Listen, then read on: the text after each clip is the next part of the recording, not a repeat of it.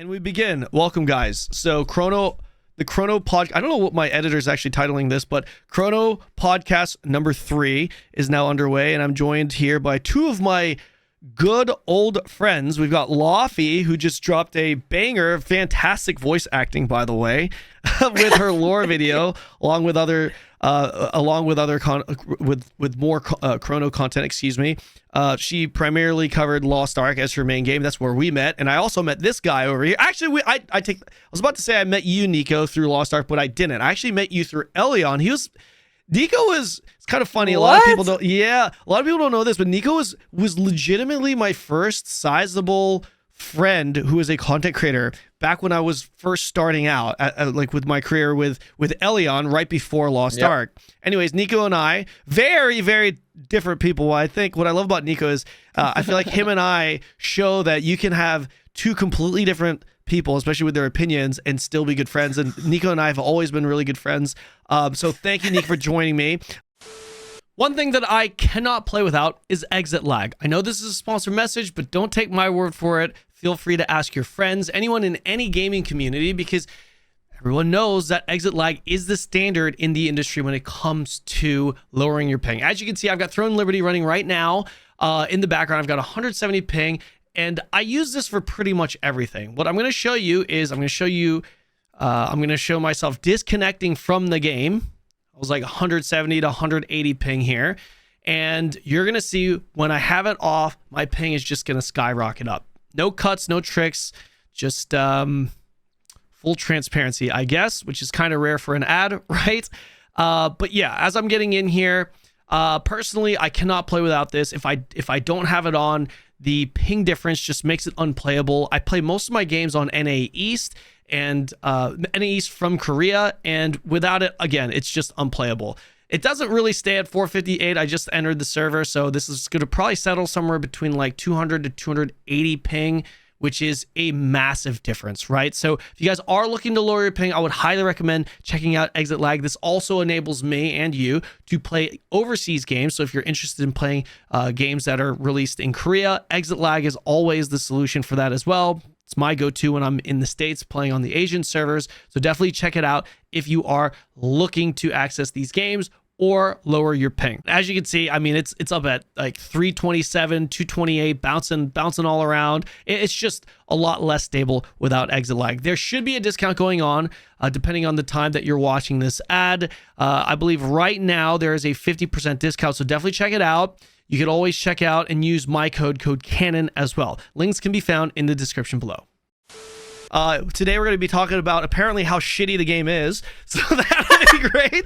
But yes, there's a brief intro for these two people, but I would love for you guys to let the audience know where we can find you and a little bit about you guys, about yourselves if you can, starting with Lofty. Ladies first.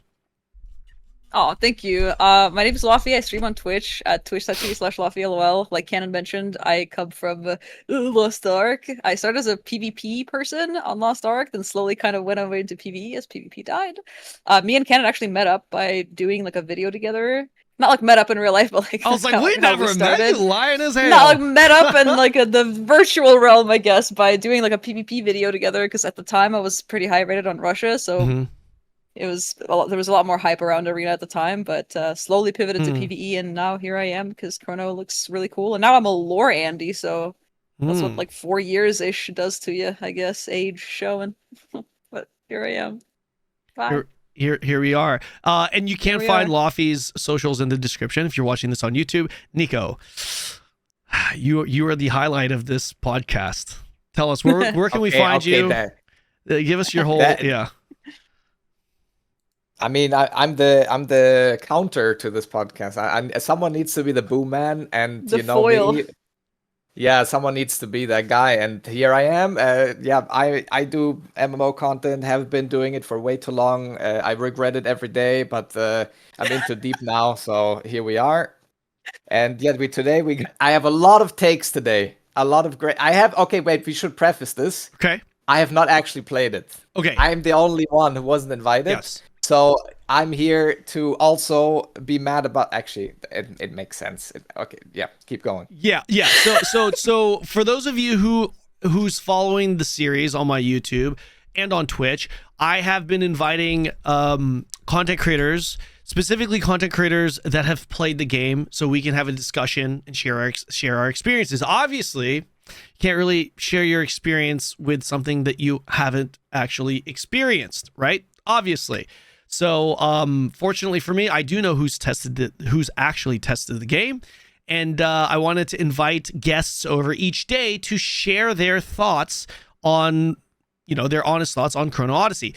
Nico's the only exception to this rule, and the reason why is because it is going to be insanely entertaining hearing his takes, because I love hearing his takes. Hello, I am Nico No, that's not happening. I quit the... Nope, that TTS is not happening. Waldo.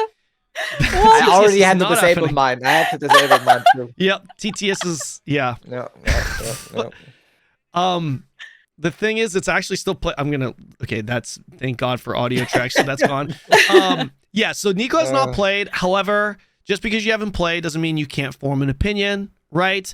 Like I said, I wanted to invite people so we could talk about our experiences with the game was the main focal point. But for this podcast, obviously Lafayette and I are going to talk about our experiences as well. But I genuinely want to hear some of, some of Nico's takes and get his opinions based off of what he's seen with the game. So we're going to be talking a lot about that today, of course. So I guess we could just start.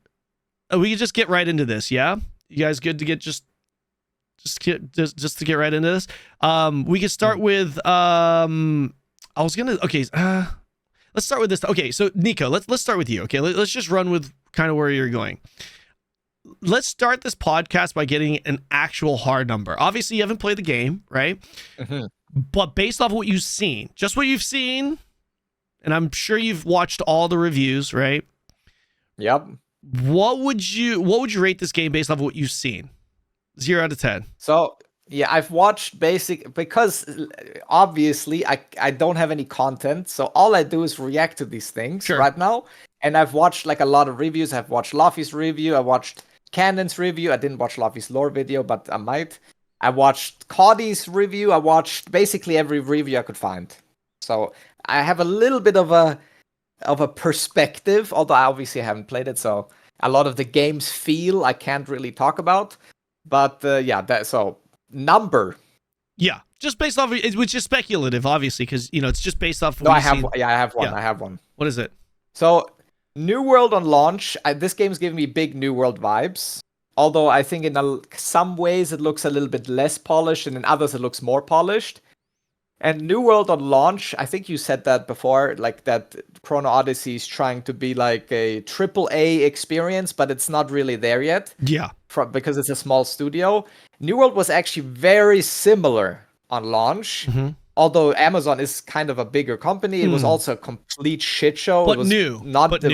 Right. Yeah, exactly. So it was kind of fun for a little bit, but it was clear that there was a lot of work to be done. So I'm getting a very similar vibe, and New World on launch, I gave a 3.5. Okay. So I'm thinking Chrono could breach that, maybe, and get to a 4. Okay. But it could also be lower. So I'm between 3 and 4. Wow, that's high for you. That's really so. For those of you who don't know, for those of you who are watching Nico for the first time, there is an actual formula for these things. So you have what's called the Nico equation, and the way it is you take the Nico out of 10, you take the Nico rating, and then you add 4 to it. That's generally what the real rating of the game will be. So if we add 4 to 3, 7. So solid 7 is what we're looking at. Pretty good, guys. Pretty good. Okay. So scale, optimistic. You're being optimistic here. Okay. It's like 3.5 in dog years. Oh man, I'm obviously kidding, guys. Please don't be butthurt. This is not me shilling for the game. This is just a joke. And another reason why I want to invite Nico, because he knows I'm kidding about these things, right?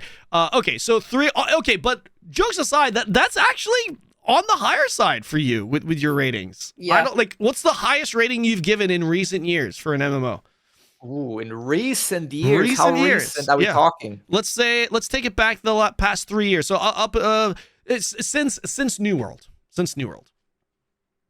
I mean, there's not been many launches, to be honest. I mean, New World was at 3.5. Exactly.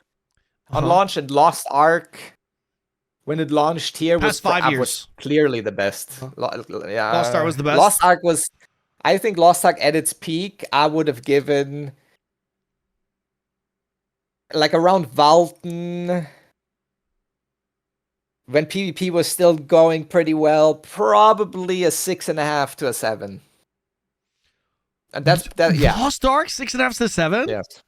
Yeah, I think so. At its peak. At its peak. Yeah.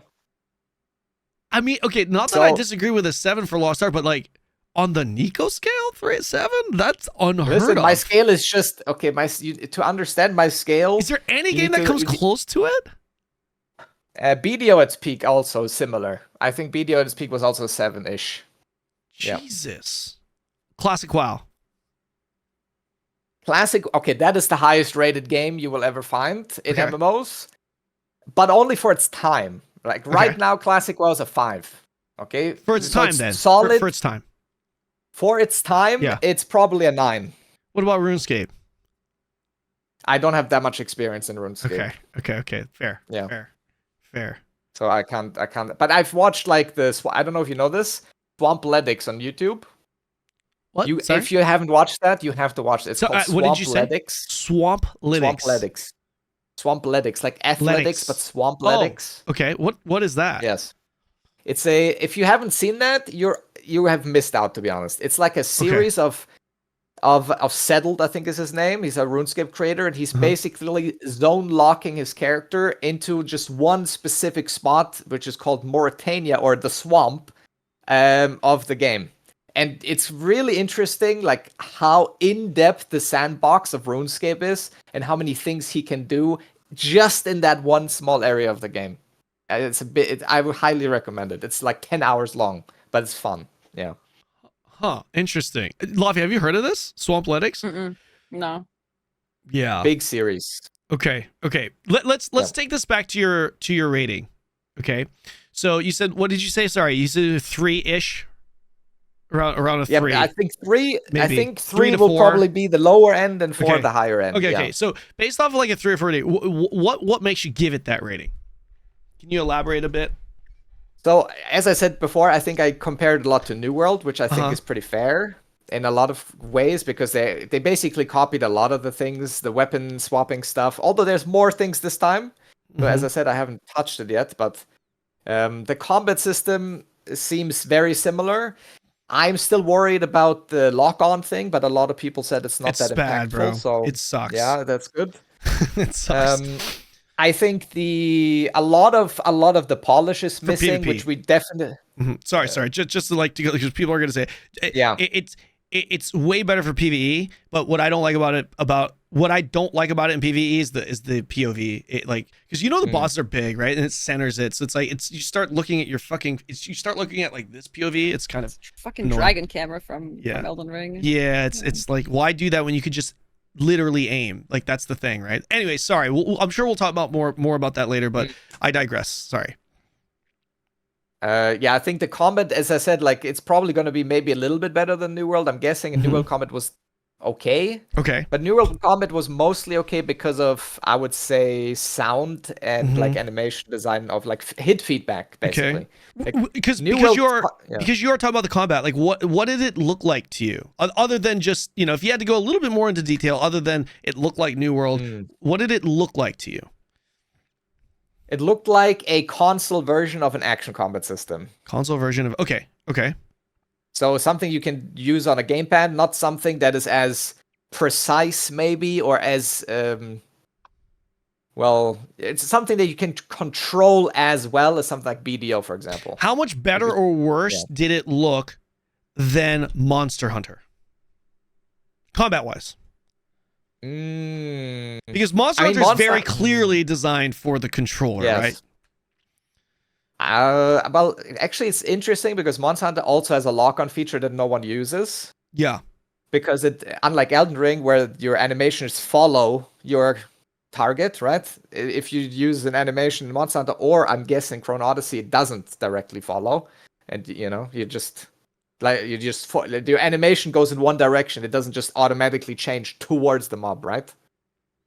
Sorry. Mid animation, I mean. Like while you're actually hitting. You're saying sorry. Can you say that one more time? One more time. Sorry. So if you're locked on, if you're locked on, yes, and you press a button, does that ability, that skill, that auto attack follow the mob mid animation? So if the mob jumps while you use the skill, does it follow the jump? Okay.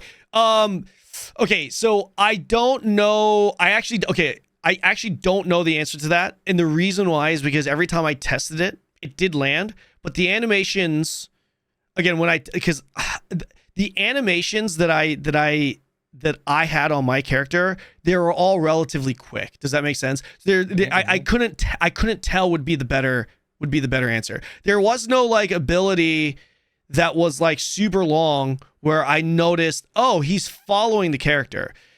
Everything that I had seen, you were just you go like once you use it, you're locked on. Here's an example. Here's one example. The reason why I'm pretty sure. So I'm giving you a straightforward answer because this is something that I didn't thoroughly test extensively, and I kind of just assumed because based off of the things I already experienced. Right? Here's an example. Expo has a skill where you shoot and you fire. It's like a bunch of arrows that you shoot out. A barrage. Yeah, it's a barrage, right? I know for a fact, like you'll be target locked and you shoot it, and that skill, you're just shooting in that direction for the entire time, regardless. Yeah, that's what I mean. Yeah. But like, I don't know how that's applied to every skill. Maybe there are some skills where, you know what I mean? That's what. So I want to give a very technical, accurate answer based on my experience. There are skills like that where no, it does not follow with the auto lock. But to be fair, that one also does it. It's you're locked in even without it, right? I don't know if there's other skills like leaps because I didn't test every ability. I don't know if there's like certain leaps where like you're leaping and then it kind of turns midair. I don't think there are because I played melee the entire time, and the entire time I played it, I was just like, okay, this is just not. It doesn't feel good, you know. So there's my answer to that. I don't know, maybe Laffy. What about you, Laffy? Like, what was your experience with it? Because of the dragon cam. What that comes with a lock on, like when you're point blank to the boss, the camera like looks too high up, so you can't see half the animations. I didn't use the lock on that much, so I can't say. I just straight up didn't use it. Sorry. Yeah. For example, in Elden Ring, that happens a lot, especially on bosses. Not so much on the character, but you played a lot of Elden Ring. That's why I'm saying it. Laffy, because in Elden Ring, if the boss doesn't attack, and you're kind of just dodging around, oftentimes, even if you're running around him in a circle or something, the animation follows you, kind of. Even mid-animation. That doesn't really happen, as far as I know, in Monster Hunter. So there's a difference already in the lock-on. Okay. So as I said, I haven't played it yet, but it seems like actually not super far away from Monster Hunter combat, but obviously Monster Hunter's Capcom, like it's giga polished, right? Right. So it has really good feedback. It has insane sound design. It has insane animation stuff. So I don't know, but I would guess it's in the same universe, maybe. Yeah. Okay, fair enough. So what else outside of the combat, what else gave you that 3 to 4-ish rating with the game that you weren't overly impressed with? Let's focus on the negatives for now.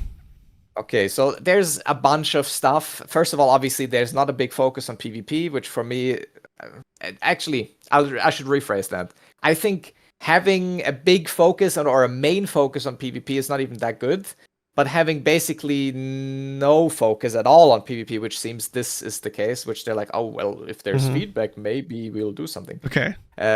Yeah, that is one thing, because I do think a complete MMO has at least somewhat valuable or usable or doable PvP. Same goes for all of the other systems, especially the puzzle stuff that they shown with the labyrinth. That looked like slop, I'm gonna be honest. I don't know what that was. At least in the trailers that I watched Savix's review, I remember that there was literally a jump of the size of like a small chicken, and he still fell down somehow. So I was like, what? Maybe that's the target audience there. I love Savix. I'm just kidding. But it's it was there's these puzzle. I don't know what they're called. Maybe labyrinths or something. Yeah. That Solo dungeon bad. labyrinths. Yeah. And it's also a lot of the things. Now this is obviously a little bit more of a It's probably like this. I don't really know, but a lot of the things looked a lot like Bless Unleashed to me. Like it looked like a combination between New World and Bless Unleashed. The UI a little bit, the camera angle a little bit, the damage numbers specifically, all of that felt like console slop. That's the vibe I'm getting, you know? Okay. Yeah. Lofty, let's hear your thoughts. Yeah. Please share. That's hard to follow, dude. Am I like if I have to give a number, am I taking into account like the fact that like I've seen some of the stuff that we gave them feedback on like implemented between No, like, I'm not am I gonna taking ask, everything? No, you don't have to give a number. Yeah. I'm not gonna ask you or any of the other people numbers because like like you Because exactly there's like not you a Nico said. formula. Yeah, because I just wanted to hear Nico's number based off of specifically because he hasn't played the game, just specifically based off of hey, what you've seen. Because, see if it changes. Yeah, because most of the audience right now too is in Nico's shoes. Whether you agree with his takes or not, you know, everyone is speculating based off of what they see. So that's why I wanted to hear your number. You, different story. You've actually played it, so you don't have to give a number, but I would like to hear your thoughts on any of the points that Nico made, or just how you felt about the game in general. Well, the combat felt good to me personally, but it could have been like bias from just like the man mode greatsword. I loved it so much. Like I fell in love with that weapon, especially the charging the right skill. You made a comment about it in my video, which is like she only uses that right click on the greatsword. It's like because it feels good to use it, just slam it down. It was so good. But the lock on was weird. I gave them like feedback on it. The first one, the second one didn't feel like. I think they said they want to like put in like a FOV or something, but. Locking on just doesn't feel good. I usually lock onto bosses in Elden Ring. I didn't lock onto anything in Chrono at all. It just didn't feel good. Especially because I have like slow weapons, so it didn't really I didn't really have to anyway. But the other thing I'll agree with is I think you mentioned it also in your review video, Kanon, the inertia in the jumping puzzles is so bad. Like it's realistic in a way that's like it's kind of like having when you're sprinting and you're sprint jumping between platforms in the labyrinth or whatever, trying to stop your character feels like trying to stop a horse mid gallop. Yeah. Like it's just gonna keep drifting, going for a while. By the way. Yeah, exactly. I'm still drifting from my jump. Yeah, it's like I would Yeah. I had to do like the first labyrinth that I came across. I had to just like never ever sprint jump because I would just roll off the next platform ahead of me. Yeah. That's how far I hated that so much. Yeah. As somebody like I personally just hate platforming puzzles in games in general. I'm not a big platformer person. But like if I'm comparing platforming and Elden Ring that already frustrated like the living shit out of me, Chrono is like way worse. That's like the big thing that I didn't like about it.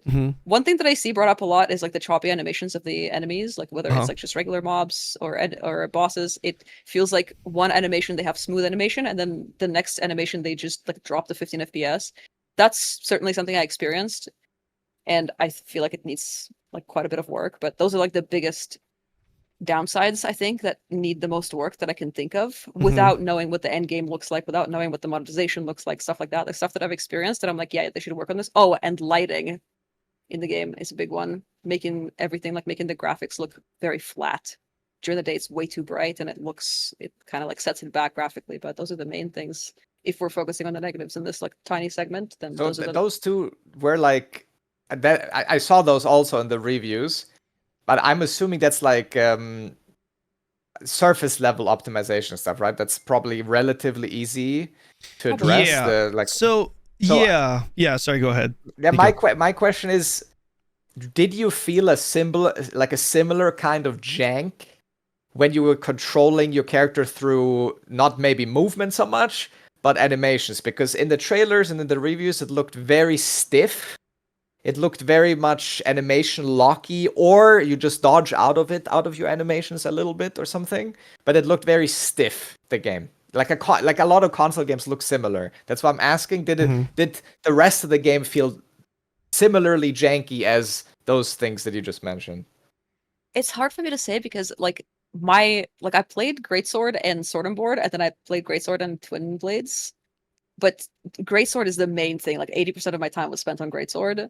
And Greatsword is probably the slowest weapon in the game out of all the three classes. So it's hard for me to say if it was like the combat was like that, or if it was just greatsword being really slow. You know what I mean? It's a little harder to like, I guess, judge the jank of it when one swing of my greatsword takes like 5 years and I'm waiting for the animation to finish. But it's like intended to be like that. When I was noticing, the only jank I noticed sometimes is, you know, the right click that I'm charging in my video the entire time, like when I'm just like charging it up fully and then I just like let it go. At the end of that, sometimes it looks like I'm aiming in this direction and it will aim it at a very small angle in like to the left or to the right. So there was a little bit of displacement when it came to like when I let go of the button, and it was like, oh, it looks like I'm gonna cleave 3 mobs here with the skill, and then I only cleave 2 because it like displaced the skill a little bit. But it was very minor and it didn't make me like hate the experience. I was kind of just sort of chalking it up to like, oh, it's just a playtest, it's a closed playtest. This is probably gonna get polished later. I definitely felt like a little bit of jank with that, but the rest of it is kind of hard to tell because Greatsword is just inherently probably the slowest weapon out of all the 3 classes that we have. So it's just very slow. Yeah, I watched like a. I'm sorry, you go ahead. Sorry. I was just about to mention that I just there's an ad that's gonna start for me in like 5 minutes, and I forgot to set the ads to a minimum. So the ads are gonna be a minimum after the next ad plays. When the next ad plays, guys, could you just give us a reminder and we'll take a short little quick break? It's not playing right now, but I have set my ads to a minimum. I don't want you guys on Twitch to miss out. Sorry, go ahead, Nico. Yeah, I was watching. Okay, this clip. There was a clip of me reacting to Jay's video, because in Jay's video there was like a duel or something he was doing, and he grabbed the guy with like some skill. I'm assuming that's like maybe Chainblade or Greatsword or something. It tosses the guy on the floor. That's a Greatsword skill. Yep. Yeah, and then on the floor, I'm telling you, it looks the exact same as BDO desync jank, where he's sliding on the floor while he's like, oh, I'm CC'd. I lost my fucking mind when I saw that. Like, if I have to play another PvP game where that happens, I'm quitting. So, like, did you feel like that's what I'm asking? Like, that kind of jank, maybe it's only in PvP because, you know, desync between players or something, or ping differences or whatever. But like, if that would happen like in a PvE scenario as well, I would lose my mind. I can tell you that like body sliding thing happened to me in the first like February thing. Okay. It is one of the things that I gave them feedback on, and in the second, like in the first playtest, I didn't play nowhere near as much as in the second one. The second one I played about 35 hours, like total playtime in the 2 days or whatever. And the first one, the body sliding, when I get knocked down and I like slide around on my own character, I saw it on my own screen in the first one. It was one of the things that I gave them feedback on. In the second one, I didn't get it a single time. I don't know if it was like server lag or if it was desync based on like, you know what I mean? Like connectivity lag, like my own internet.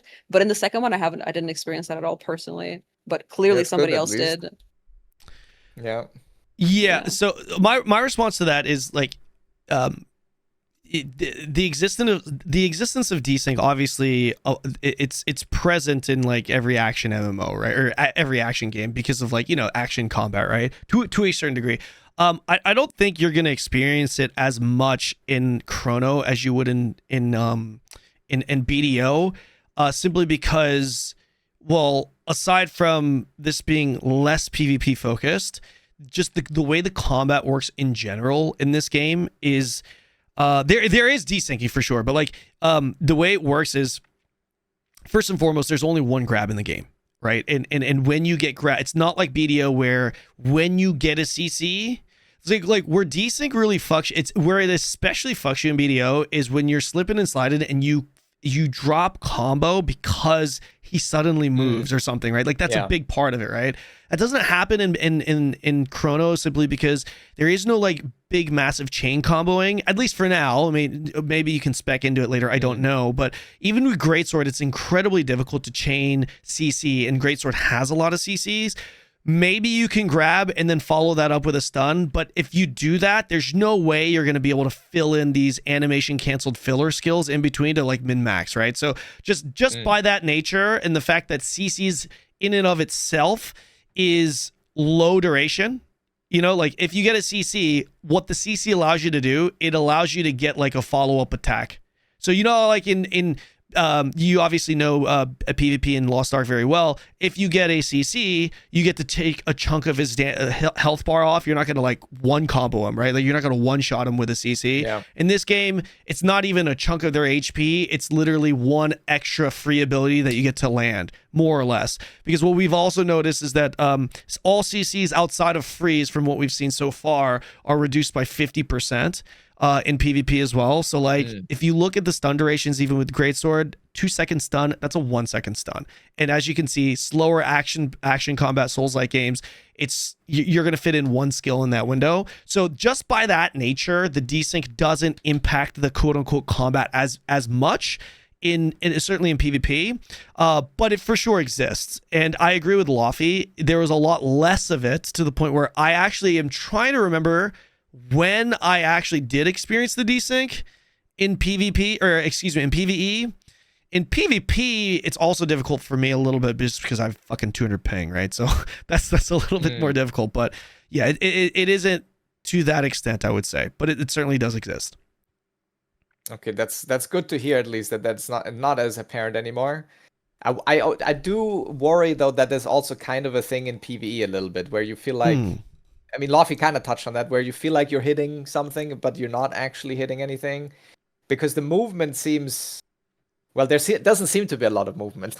So it feels like, I think a lot of people said that in the reviews, where kiting becomes very strong against bosses, because you just, with your ranged weapon, you're just running around, constantly shooting while moving while shooting, I guess. Yeah. That's why I'm worried about Expo. melee. Just Expo, because bow's too slow. Like you could do it with bow too, but it's too slow, which is why part of the reason why bow was pretty underpowered and Expo was just kind of juicing. But I feel like something like that could be addressed with just boss mechanics, right? Like you can make punishing mechanics with boss patterns. I will say this before we move on from like the combat. We can talk more about the combat. But and I've said this, I mentioned this before in my previous podcast as well as on my stream, but I think if your standard that you're comparing the Chrono combat to is like a BDO action combat, I think you're going to be very disappointed, and it is absolutely slow and clunky compared to that. If you're looking at it from the lens of a single player Souls-like game combat, ad started, by the way. What's that? Oh, ad started? Okay, I'll just finish this thought. If you're looking at it from that perspective, then the combat is fast paced and not clunky. Relatively speaking, because to me it feels way faster than your typical Souls-like games, based off of the perspective that it is a Souls-like combat game. Does that make sense? I'll elaborate on this a little bit. We'll wait for the ads. I'm just gonna use the restroom real quick, and then we should have at least my stream. I'm gonna be good with ads for the next like hour. Okay, so you guys can entertain your chats. I'll be right back. Yeah, guys, and my chat, listen, if the ads happen, the ads happen. Get an ad blocker, guys. Come on, okay? It's 2025. Cash out those Prime Cheesimos, dude. I'm not streaming, I'm chilling. Or that. Yeah. You didn't play New World, Luffy, did you? I played it for like a couple of hours on launch, that's it. Okay. Because this is giving me the major New World vibe, so I'm kind of, my main comparison is that. I am getting like preemptively depressed though for the playtest, because I know it's going to be over, and when it's over, we don't have any official dates for anything at all, so I don't have anything to look forward to. So I've been getting demonic thoughts to like try New World because it's the closest thing, like between like TL and New World. That's the closest thing I have access to that is even remotely close to the game, and I'm just like, dude, I'm getting demonic thoughts. Like, there's no way I'm getting back into Lost Ark or whatever the fuck. Like, I want to play whatever. Yeah.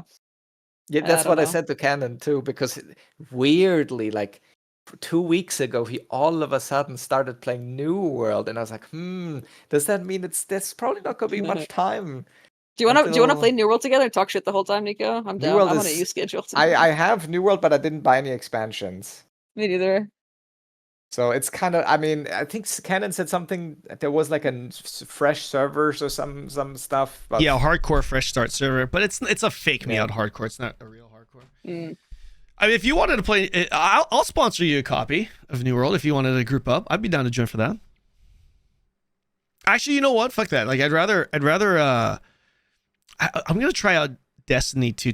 We'll talk about this later, but just because this is going on YouTube. So, anyways, this is after the playtest. Yeah, we can talk about this later. Okay, so okay, where were we? We were talking about the combat. Okay, so I'm just gonna reiterate the previous point for the people that might have missed it on Twitch.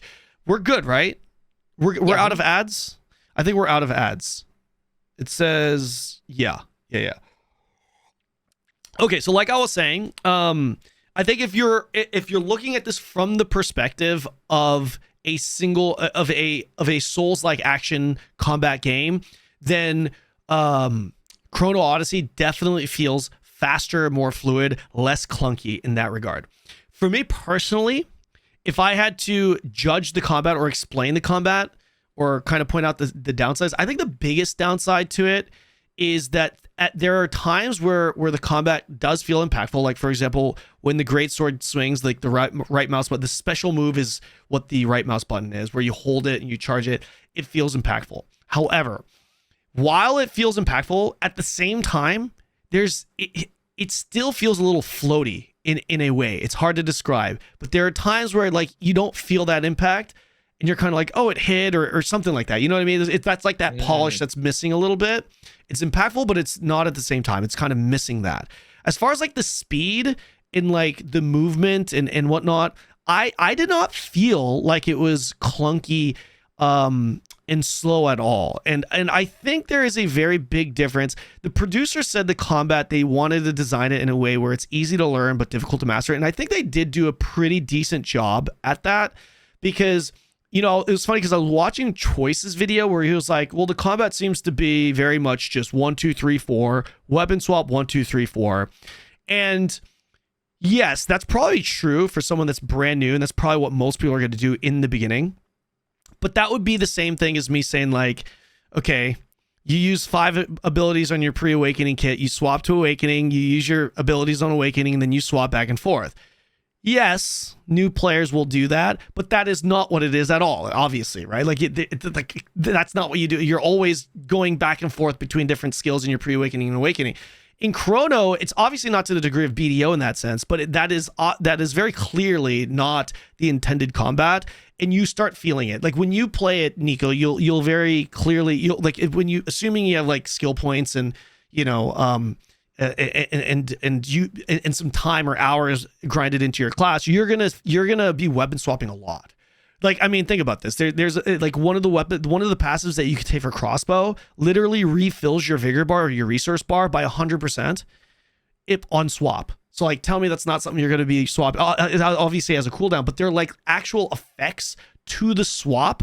That's very important. And one thing they did do, the best thing that I think they did was what I would give them credit for is that they really nailed the weapon swap. As someone that doesn't like weapon swapping, they nailed the weapon swapping in this game to the point where I'm not a weapon swapping enjoyer. My mod Maddie is not a weapon swapping enjoyer. And before we even tried it, we were telling Cacao, oh, would you consider taking away weapon swapping? And after experiencing their weapon swapping, we're like, okay, they did this pretty well. Okay, I'm kind of almost preferring this weapon swapping system. That's the one thing. I really enjoy weapon swaps, and I was really worried that it's going to have some animation lock behind it, and it's not. It feels fairly smooth. Quick. I agree with you. Yeah. I love animation swaps, and I love it. Yeah. And I think that plays into kind of what I'm saying, because of how fast weapon swapping is and how much you're doing it, it also makes the combat feel less clunky and a little bit more faster pace, just because that's a part of the combat too. But yeah, it's going to feel slower. It's going to feel clunkier if you're doing essentially what Choice said, which is like 1, 2, 3, 4 weapon swap, 1, 2, 3, 4 weapon swap. You know what I mean? That's what the New World was, right? Yeah, and it's not okay. So I've played a little bit of New World now, right? As you know, I think it's a lot faster than New World, in my personal opinion. Again, based off of the context that it's a Souls-like, that both games are like a Souls-like combat. I think it's faster, more dynamic, and also it's certainly got way more skills, right? I mentioned this to you, but people are like 4 skills. It's actually 15 abilities, right? Like left mouse button, right mouse button, both are key. And then you have your 4 skills on each weapon. And then you have your Chronotector skill, which is essentially an ultimate. And then on top of that, you have your 4 mastery skills, which in the beta where you're only going to get 1, right? So you actually have 15 buttons to press. And I would honestly consider the weapon swapping a button as well, which wouldn't be included in the 15, I think, because of how impactful it is in the It effects that you activates get. a lot of passives. There's a Yeah. lot of passives that are tied to weapon swapping. Kanon, I was curious about something since we're on topic about like the 1, 2, 3, 4 gameplay kind of thing. I had a lot of people like in my chat bring up a concern that they had from like not playing the game but like watching different footage.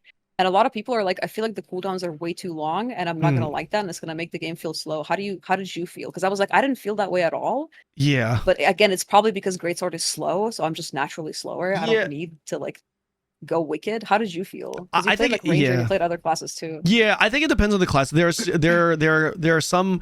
Okay, this really. Here's. I'll try to give an extended answer here, just so that we can, have additional context for the viewers.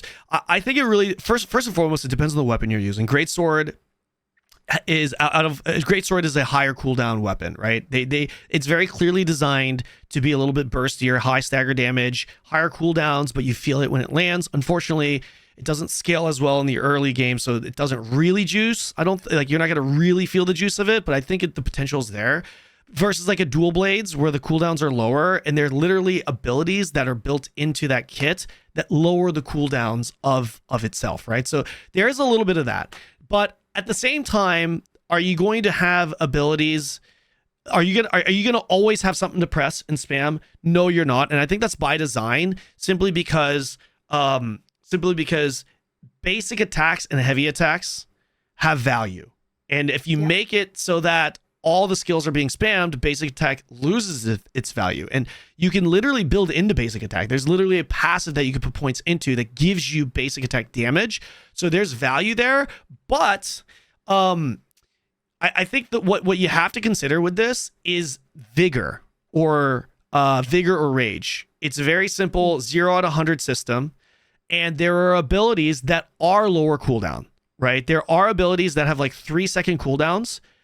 Or there are even abilities that have no cooldowns that consume rage or vigor, but you cannot spam that simply because you run out of rage or vigor, which means you need your builders primarily coming from your right mouse button from Greatsword or your left mouse button, your basic attacks. So you do need to build, right? And by the time you're building and spending, you don't really, the cooldowns don't feel as bad, I guess, if that makes sense, because there is some time that's spent building and rotating other skills that allows some of these cooldowns to come back, if that makes sense. You know what I mean? There is, like, depending on what class you play, like, for example, the Chain Blades, there's an ability that consumes 15% of your HP. It's on like I think it's like on a 3-second cooldown, but it consumes rage. So as a Zerker, are you going to almost always have something to press ability wise? Yes, but you're going to be consuming your HP. You're going to be consuming, so it's, I wish I could just give you a short answer, but I wanted to kind of add that context to kind of give a more, like a bigger picture of what it's like. But long story short, yes, the cooldowns are a little bit longer, but the reason why I explain that is because I think you have to have that. I don't think this game works if all the cooldowns are short. I think part of it because so many classes have like passives to like reduce their cooldowns that are conditional. Yes. I think a lot of this is kind of like coming from the fact that we're all capped at level 20 and we showed very early gameplay. I think later on classes, it's kind of like Lost Ark. Like classes feel like pretty good early, but if you compare like a level 20 character in Lost Ark to like my character right now with like max stats and shit. Sorry, I don't know if I can swear. But it feels so much faster at endgame. It feels so much faster. It feels so much smoother. So I think that's how it's going to be, personally. I like that you brought that up because that's very true, right? Scaling is a thing with gear, cooldown reduction, all these things. I mean, think about how different combat is in every MMO at level 15 versus endgame, right? Yeah. It's always different.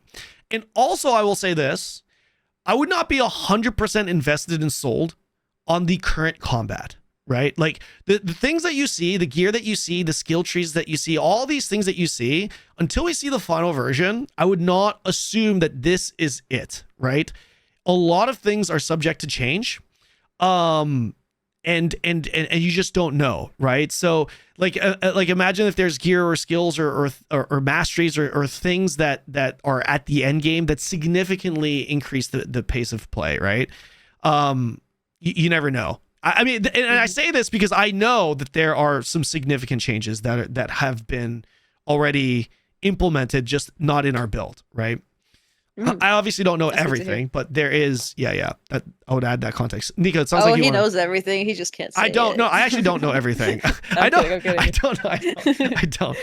Secret agent. I don't know everything. Yeah, no. My question was because there's obviously a couple of weapon swap systems in all kinds of games. New World is one, Guild Wars 2 has one, BDO has one. Which one do you think is the closest, and does weapon swapping have a cooldown? Because can you see someone swapping to crossbow just for the vigor refill in that case that you said? You can spam it. You can literally go spamming the stance swaps. To me, it felt like Deadeye. Like, I'm not gonna lie, it felt as fast as like switching weapons on Deadeye and like buffering the next skill. That's like a good actually one. Like if you ever played Gunslinger or Deadeye, if you like use a skill in shotgun and then you press the stance swap button and then use a skill in like rifle, and you buffer that skill while you're doing the animation, you can do that. Like that's what it felt like to me. Yeah, I agree. Okay. If anything, I feel like it's faster than even that. Yeah, like there is an animation, but it's super tiny, and you're not like there's no like build up animation, and there's no like drop off animation. Like it's very smooth, and then like there you go, and there's no cooldown. You can spam it just like Deadeye. It felt very similar. Probably why I liked it, to be honest.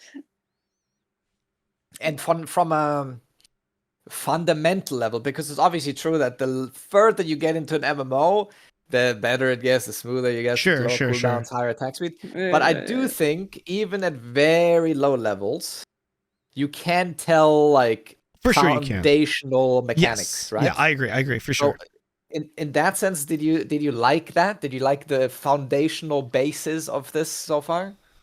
I personally did. I personally, out of all the things, like if I had to write a list of pros and cons, the things that really kind of hooked me as a gamer, that hooked me on the game, and the things that turned me off on the game, combat is definitely one of the top ones for me. I actually really enjoyed the combat. Again, it's not perfect.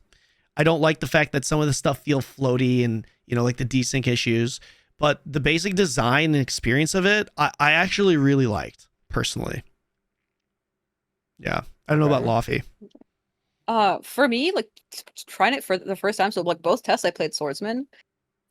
Coming from Lost Ark, when I played it for the first time, early on, I was really just like zoned in on the dual blades because they're really fast. The animations are super fast. So coming from Lost Ark, where like I played Deadeye and I was like super, super fast, I kind of felt more drawn to them. Once, like I, in the beginning, hated Greatsword.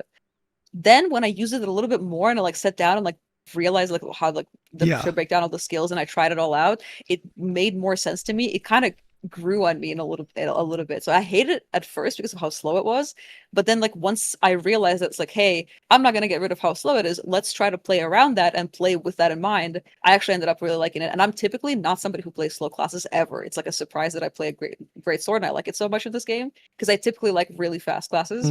I feel like I should be playing Berserker, but something about Greatsword just feels good. Laffy, let me ask you, since you brought that up, like what is it exactly that you felt with Greatsword or learned with Greatsword? The mode heaviness of the skills. Okay. I just didn't get any, I didn't get feedback like that from any other, which isn't to say that all the other ones are bad. I got good feedback from Sword and Shield. I got good feedback from the Twin Blades, but it was different kind of feedback. Like with Twin Blades, I just felt like I was like an assassin, like a fast assassin. Everything was really quick. With Greatsword, I actually felt like I was physically raising this chunk of gigantic metal and like slamming it on the ground. It just felt like full man mode, and it makes me feel so heavy, but like not in a shitty way. It just, the feedback that it gave me was like the fully charged right click of Greatsword was a free serotonin button for me personally. And that's what made me fall in love with it so much. It's like it's slow, but because of how slow it is, there's such good feedback on the skills that I loved it. One of the things I really liked about Greatsword was the hitboxes. There are some narrow hitboxes, sure, like the grab skill, it's pretty narrow, right? But like the special move, when you fully charge it, you get that big 360 swing and slam. It's pretty sick. It like I did like, I'm a big fan of great swords that have, but which by the way, that's part of the reason why I really liked Awakening Greatsword, Awakening Warrior in BDO.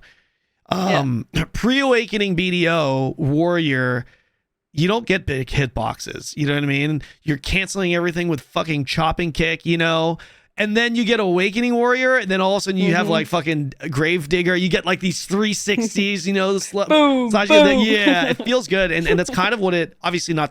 Obviously, Greatsword is not at the speed, nowhere near the speed. Oh You're yeah, like, nowhere 'cause- near. Yeah. great in BDO, it's very fast, but yeah, I definitely, love you. Are you playing? What are you planning on playing any other classes for the beta? I My really want to plan- suggest Zerker for you. Like, I you should that really was gonna try be my Zerker. next one. Yeah. Yeah. That was gonna be my next one. Because the thing about Ranger is that I was like, I wish I could just play the rapier because that's the only one I liked. But like in any kind of Souls-like combat, I Mhm. usually don't like ranged characters. Mhm. I'm usually just drawn to melee. So I was like, if I could just play like Mael from E33 Perma, Mhm. like I'd be I mean, happy. you But can. you can't. You can, but That's what I did.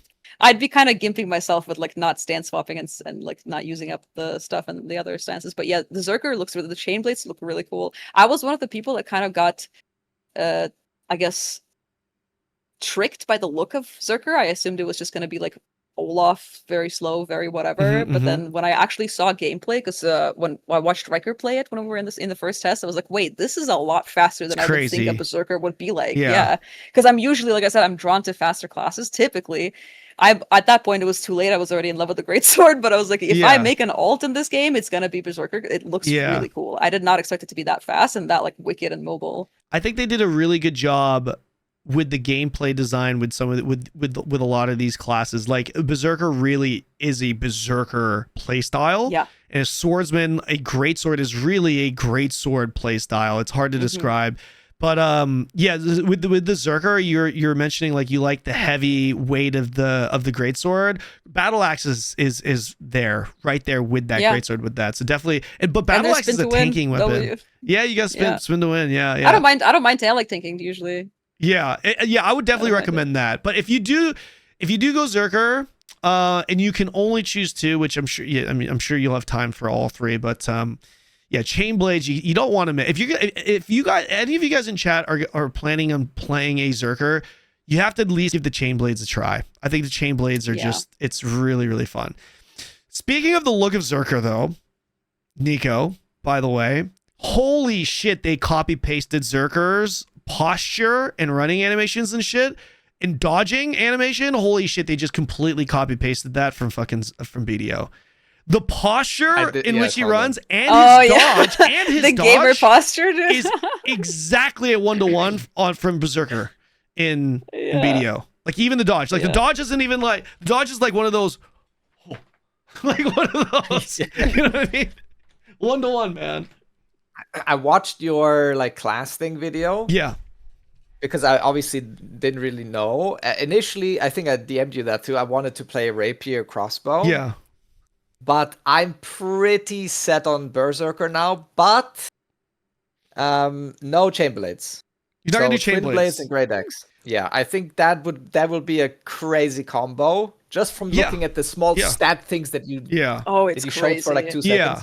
I think the that amount would of be DR is crazy. insane. Yeah. The biggest, so like if you're solo, especially for a Souls-like game, in my opinion, the biggest benefit for going chain blades is the heal. Like you get heals from it. There is some self-sustain with twin axes, but like, dude, the special move is literally a heal on your chain blades, and it's incredibly useful for like boss fights. But it actually does kind of feel somewhat similar to twin axes. But outside of that, like the AoE just feels really cool. Like the AoE and utility from chain blades feels really nice. Having like a double fucking, like you throw your chain blades and you pull yourself to the mob. You can get 2 charges of it. Cool. Yeah. And it freezes the target. And then and if you don't want to pull yourself to the mob, you could also chain hook pull the mobs to you. And then AoE. It just feels really good when you're mobbing. But twin blades is really good too, man. You have a 14-second oh shit button. 14 fucking seconds. You can't die. It seems crazy. That's crazy. But like on twin axis, you kind of want to be low health, is what I'm getting. Yeah. Like that there's like a buff or something. That's why I'm thinking that you showed like a great axe passive that if you're low health, you get like a shield and you get whatever. So you could just, I'm just gonna go real low health on the twin axis until I'm basically dead, and then I just swap over, get giga shields and regen. That was my thinking. Okay. That was yeah. All right. But I don't know if that's how it works. Sure, but try yeah. it out. That's the beauty of. That's one of the biggest pros to this Chrono Odyssey release that I think all of us, including Nico, can agree with. Yep. Is the fact that we're playing globally. And that we can test these things out for ourselves, and we can really check whether Lightning Fury is good. You remember that? Was it called Lightning Fury? Oh yeah. Yeah, this motherfucker over here. Oh yeah. I remember when you were testing, you're like, there might be something, can it? You know what I mean? And I was like, bro, they already tested this in Korea. It would have been, you know what I mean? I love that. I'll say this. Without the Fions, Mhm. like handicapping you buying that shitty lightning item, it would have been fine because it was actually giga cheap and the payoff was okay. Like it was. The Fions were kind of not worth it, to be fair, but everything else was okay. Sure. Yeah. You know what's funny? I saw some dude on Discord complaining about. It's like, oh, here we go again, another Korean MMO. You guys are shilling because of global release. It's not. They've already experienced everything. The game's gonna have everything. I'm like, bro, it's level cap 60, and we experienced the first 15 levels. You guys already get the, like, what, bro? Yeah, like maybe a guy for the first 15 levels. Like, come on, like what are we talking about here? Like, well, that being said, do you have? I mean, there might be people. I'm just guessing. That have like a little bit more knowledge than others, even if you do the playtest, everyone, right? This weekend. Yeah, so that, I mean... So, I mean, obviously, I don't work for Kakao or Chrono, so I can't speak on this, but I will say that I've obviously heard more because I spent time with them in person, right? And generally, when you spend time with people in person, you get the off-camera talk, right? I for sure know a little bit more, but based off of what I know, I would say that they've done a good job keeping it like spoiler free. Like there's definitely no content creators or other players outside of the team that has actually played the latest build, none of that stuff. I mean, it could be, but based off of what I know, right? Because like the little things that I know is just like, hey, we kind of have this in the works or something like that. Just because it's like off, unofficial, could be changed. Don't even know if it's legit. You know what I mean? Just like unofficial stuff that isn't even worth talking about, just off camera. And everything that I've seen, just based off of my conversations with the team in person, is they are doing a pretty good job not letting people, not spoiling people and not letting people in. If that makes sense, you know what I mean? Like I promise you, when as of now, like let's just say the game was to release like a month later. I promise you, I'm not gonna have like some kind of level 60 guide, best way to go there type of thing. You know what I mean? Like I like when you guys play this week, you will have played everything that Lofty and I have already played, and it's not much. It's 15 levels. It's 15, and I think that's good too. I genuinely do think that's good. I do. That's why I should take your time with it. Sorry. That's why I should take your time with it, because it's not like too much. Yeah. You can test stuff out and like sniff around and explore. Yeah. And that's not kind of how the game is designed. Let's talk about progression real quick. Nico, aside from the classes and the combat, can you share some additional thoughts on how you feel about the actual progression design? So there's actually a couple of things. So first of all, the first thing that I noticed was in the first trailers when they first showed the crafting. Once again, it looked literally the exact same as New World, which New World's gathering was really fun because the sound design was nice and it felt good. Like it was immersive. It was, a lot of people like that. And basically you just keep getting levels and number go up. Nice, right? But the crafting in New World was... it had its positives, it had its negatives, but it wasn't that great.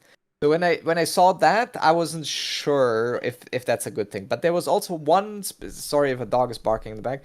There was one specific thing, that I think maybe it was Laffy's review or Laffy on stream said that or something, where there is the items that you craft can be basically the same item as items you get from questing.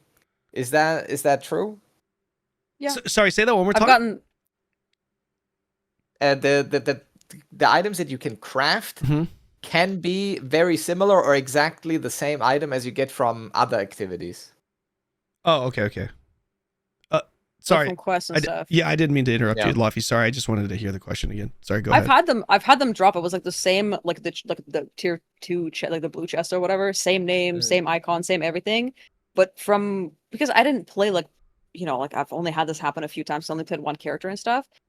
Whenever it did drop, and if I compared it to the stuff that I crafted, usually the stuff that I crafted had slightly higher like base stats. So like you're rewarded for crafting, but if you don't want to craft, the stuff you get from quests is perfect. Like it's more than enough.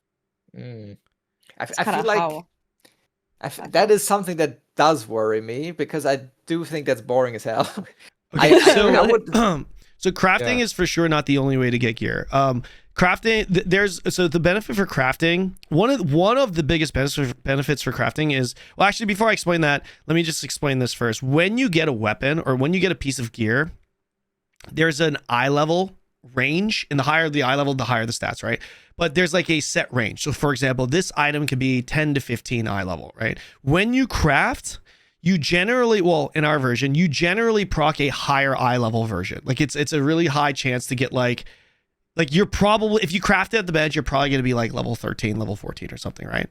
And you very clearly see the stats that are on it. And then again, I don't know how it's going to be later on, but like there's also perks that's attached to gear, and changing the perks and transferring perks is a big part of the gearing process, right?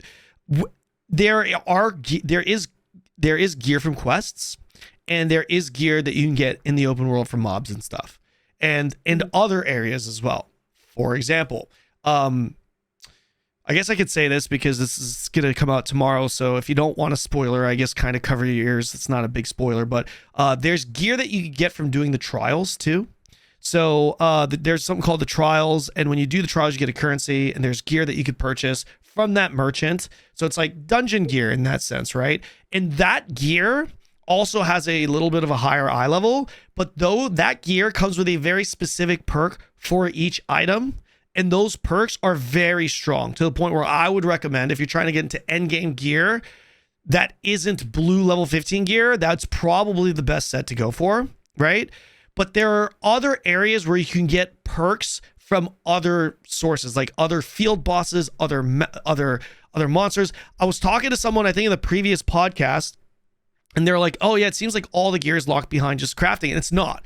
And the reason I know this is the case is because I see Solid, my boy in chat, Solid, and Hone, some of us, like when we were going super DJ in the first test, we found hotspots where this field boss or this mob was dropping like really juiced shit to the point where we started farming that over and over again because it was really good.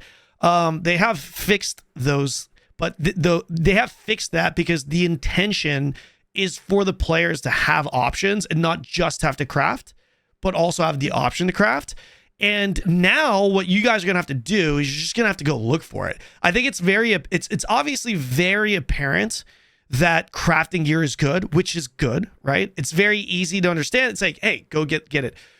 But I think they did a relatively good job with the discovery process because you guys will find field bosses that also drop some pretty good stuff that might be worth, where it's like, if you, like, everyone knows what to do in Classic WoW now. So if this was a Classic WoW angle, the conversation would probably be more about, oh yeah, at level 6, you definitely go for this spider field boss for this glove or something like that. You know what I mean? That stuff does exist. And they are trying to, from my understanding, they're trying to balance that out so that it makes sense, so that crafting, drops, all of that is like all value rather than just crafting. Because I can assure you, in the previous version, it seemed like crafting was the way to go, and then we quickly discovered that it was all about the hotspots, and we're like, okay, it's not like, why did we waste time crafting, gathering this shit? Well, we could just go to these hotspots and get it. And they're like, oh, we want to balance that, so they tone that down. So yeah, why I'm asking this is because I really like the old school RPG feeling of unique things. yeah. Like I want crafting to have unique crafts that you can only get through crafting, and I want bosses to drop unique stuff that's a little bit more deterministic maybe Sure. than just RNG. So I feel like that's why I was worried Yeah. about, like, oh, you can just craft Yeah. the same item, or go do a backflip Sure. and get the item, or like yeah. I think that's still something to be. I think that's a worry that's you should still have, despite what my response is. It's nice, a little bit more reassuring that we know that the team is actively balancing that, because they already have balanced it and they're going to continue to try. That doesn't mean that that's what it's going to be like in the end game, right? Because like I said, like level 15, who gives a fuck? You know what I mean? Like at the end of the day, I mean, it's important, but it is important, but it's way more that like your concern there is still a valid concern, because it might be shit at the end game, right? So I think that's something that we should still be vocal about and be like, hey, this is not a good balance, or it is a good balance, or whatnot. Speaking of endgame, like, because I didn't play it, right? So, but I don't really know. None of us have with endgame, but yeah. But what I could gather was there was like, oh, this game is more focused on exploration. It's more sandboxy. It's more the journey starts at level 1 rather than an endgame.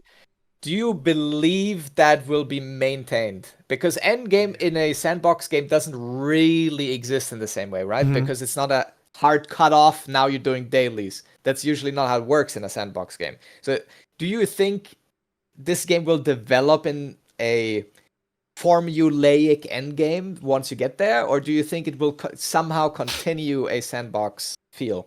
I think that's a great question. Lofty, I'd love to hear your thoughts on this. It's really hard to say, because yeah, like Nico said, like when you reach the end game, like the end game loop is typically very like cut and dry and defined. My hope is kind of like a non-answer, because I haven't played many sandbox MMOs in the past. Like I typically, even though I enjoy sandboxes, I feel like they're like really hard to make like correct, I guess, like right, or at least enjoyable for me.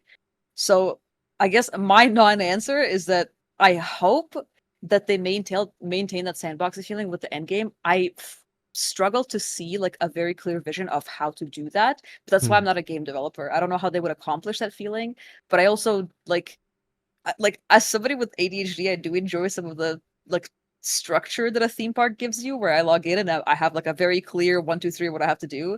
But there was also something very nice about like logging into Black Desert even, and just like being like able to do whatever the hell I wanted. So I'm hoping that my hope with the end game is that there are enough different various things to do at the end game that all give meaningful, beneficial rewards that are all worth it, where it doesn't ever stagnate. Maybe I'm asking for too much here, but it never actually feels like, okay, we have like 15 different things we could do, but if we just look at the loot table, we should be doing 2 of these things all day. As long as they avoid doing that, I'm happy. Okay. Yeah, I think this is an issue. The thing that you're bringing up, Nico, I think this is an issue that all MMOs face. Because, I mean, let's be real here. The 3 of us are MMO creators. Nico, I know you know this better than anyone. The MMO genre, a big reason why this shit has been struggling forever is because it's a double-edged sword. It's a fucking paradox. You know what I mean? It's like if the vertical progression is too high, then it's too grindy. If it's too low, then it's not vertical, and I'm bored. Like, look at Throne and Liberty. You probably don't know about Throne and Liberty recently, but Throne and Liberty, dude, towards the end of tier 1, everyone's like, oh, there's nothing to do. It's boring. Oh. And then tier 2 comes out and everyone's like, it's too grindy. Oh my God. And now that everyone has max tier 2 gear, it's probably going to go back to there's no more content. Oh my God. This is an issue with like all MMOs. And there is no like, I don't think there's an actual solution to it. With that said, I'm with Lofty. I don't know. I do not know how they're going to do this endgame, but I hope to God they do it well, because like the only thing I could piece together is what the producer told me. And they said that it was going to be closer to Throne and Liberty in terms of like all players being relatively similar in gear at the end game, which means it's not going to be like BDO where you're never at max gear, right? Okay. So if that's the case, if it's going to be closer to like a New World / Throne and Liberty, or Throne and Liberty / like these maybe even Guild Wars, obviously the extreme. I don't think it's going to be to that extent where it's just like that forever. Cap is like that forever. If that's the case, then okay. I'm really hoping maybe they just have a fuck ton of gear variety then. You know, that where it's like where part of the end game is to try and put different sets together and stuff to keep it fun. Or maybe they just have a bunch of fucking raids, dungeons. Bro, I'll be honest, I don't know. And it is 100% the biggest question mark for me, which is why I'll be honest, as much as I'm excited for this game, I am very excited. I think it has the most potential I've seen for an MMO in recent years, which isn't saying much. People say that I'm glazing. I'm not actually glazing. It's objectively true, bro. Like, tell me what games that we've had in the past 5 years. I mean, if you're not glazing, you're dooming. So yeah, it's not a high bar, you know. It's like even you would agree with me on this. Is this not one of the most like high like? Is this not one of the MMOs that have the most potential that we've seen in the last 5 years? Simply based off of the fact that we haven't had any. Yes, of course. Right. So, like, of course, I wanted to do well, but I'm not sold. I'm not sold on the game because the end game, it's like I'm with you guys. Like, I don't know how they're going to be able to do it, and it's I think it's going to make or break the game. So, but I'm hoping they do it well. And I like everything up to that point. I like personally, best case scenario is this game turns into a little bit more like Arcade end game. Like that would be that is like the perfect design for an MMO. One positive, like one optimistic thing I can add to this, kind of like the discussion where you brought up with Throne and Liberty, how it's like tier 1, everyone's like rushing, and it's like, oh, it's too boring now. And then tier 2, everyone's like, oh my god, it's too grindy. And then all of a sudden it's like, oh, it's too boring now. I feel like, and most of that is still like the developer's responsibility. It's going to come from the devs, how they handle the end game.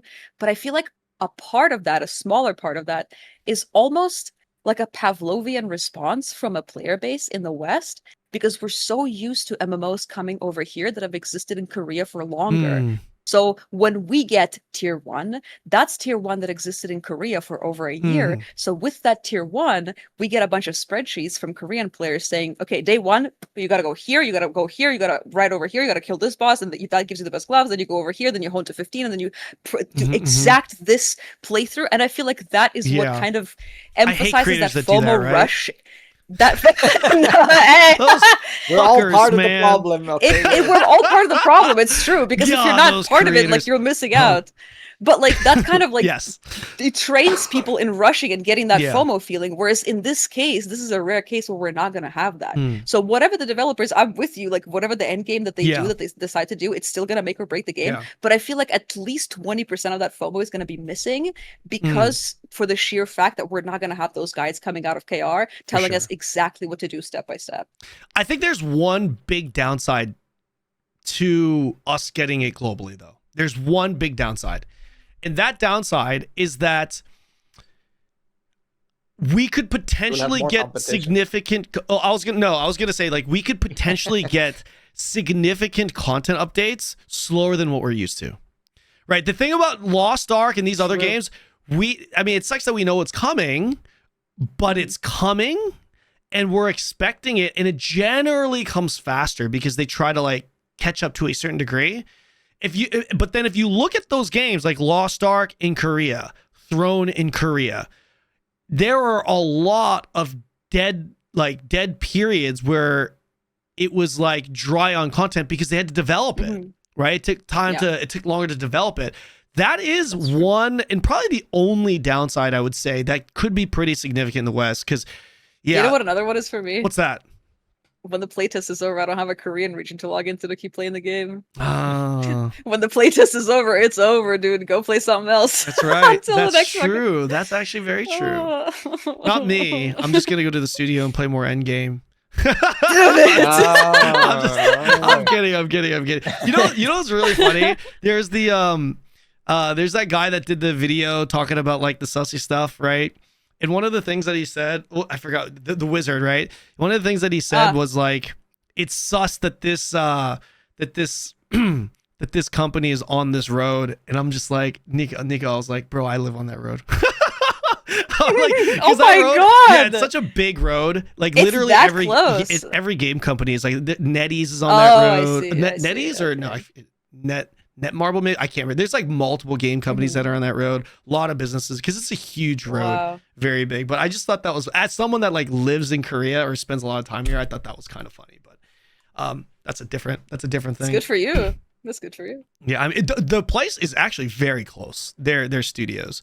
It's crazy how condensed Korea is. This is more of a Korea thing. Yeah. Bro, like T1, the professional esports team, right? Like Faker's team. Bro, their headquarters is like down the street. I could walk there. It's like Oh right my there. God. Everything is on that, right? So Wow. that's a Korea thing though. But anyways, okay, so let's talk about this.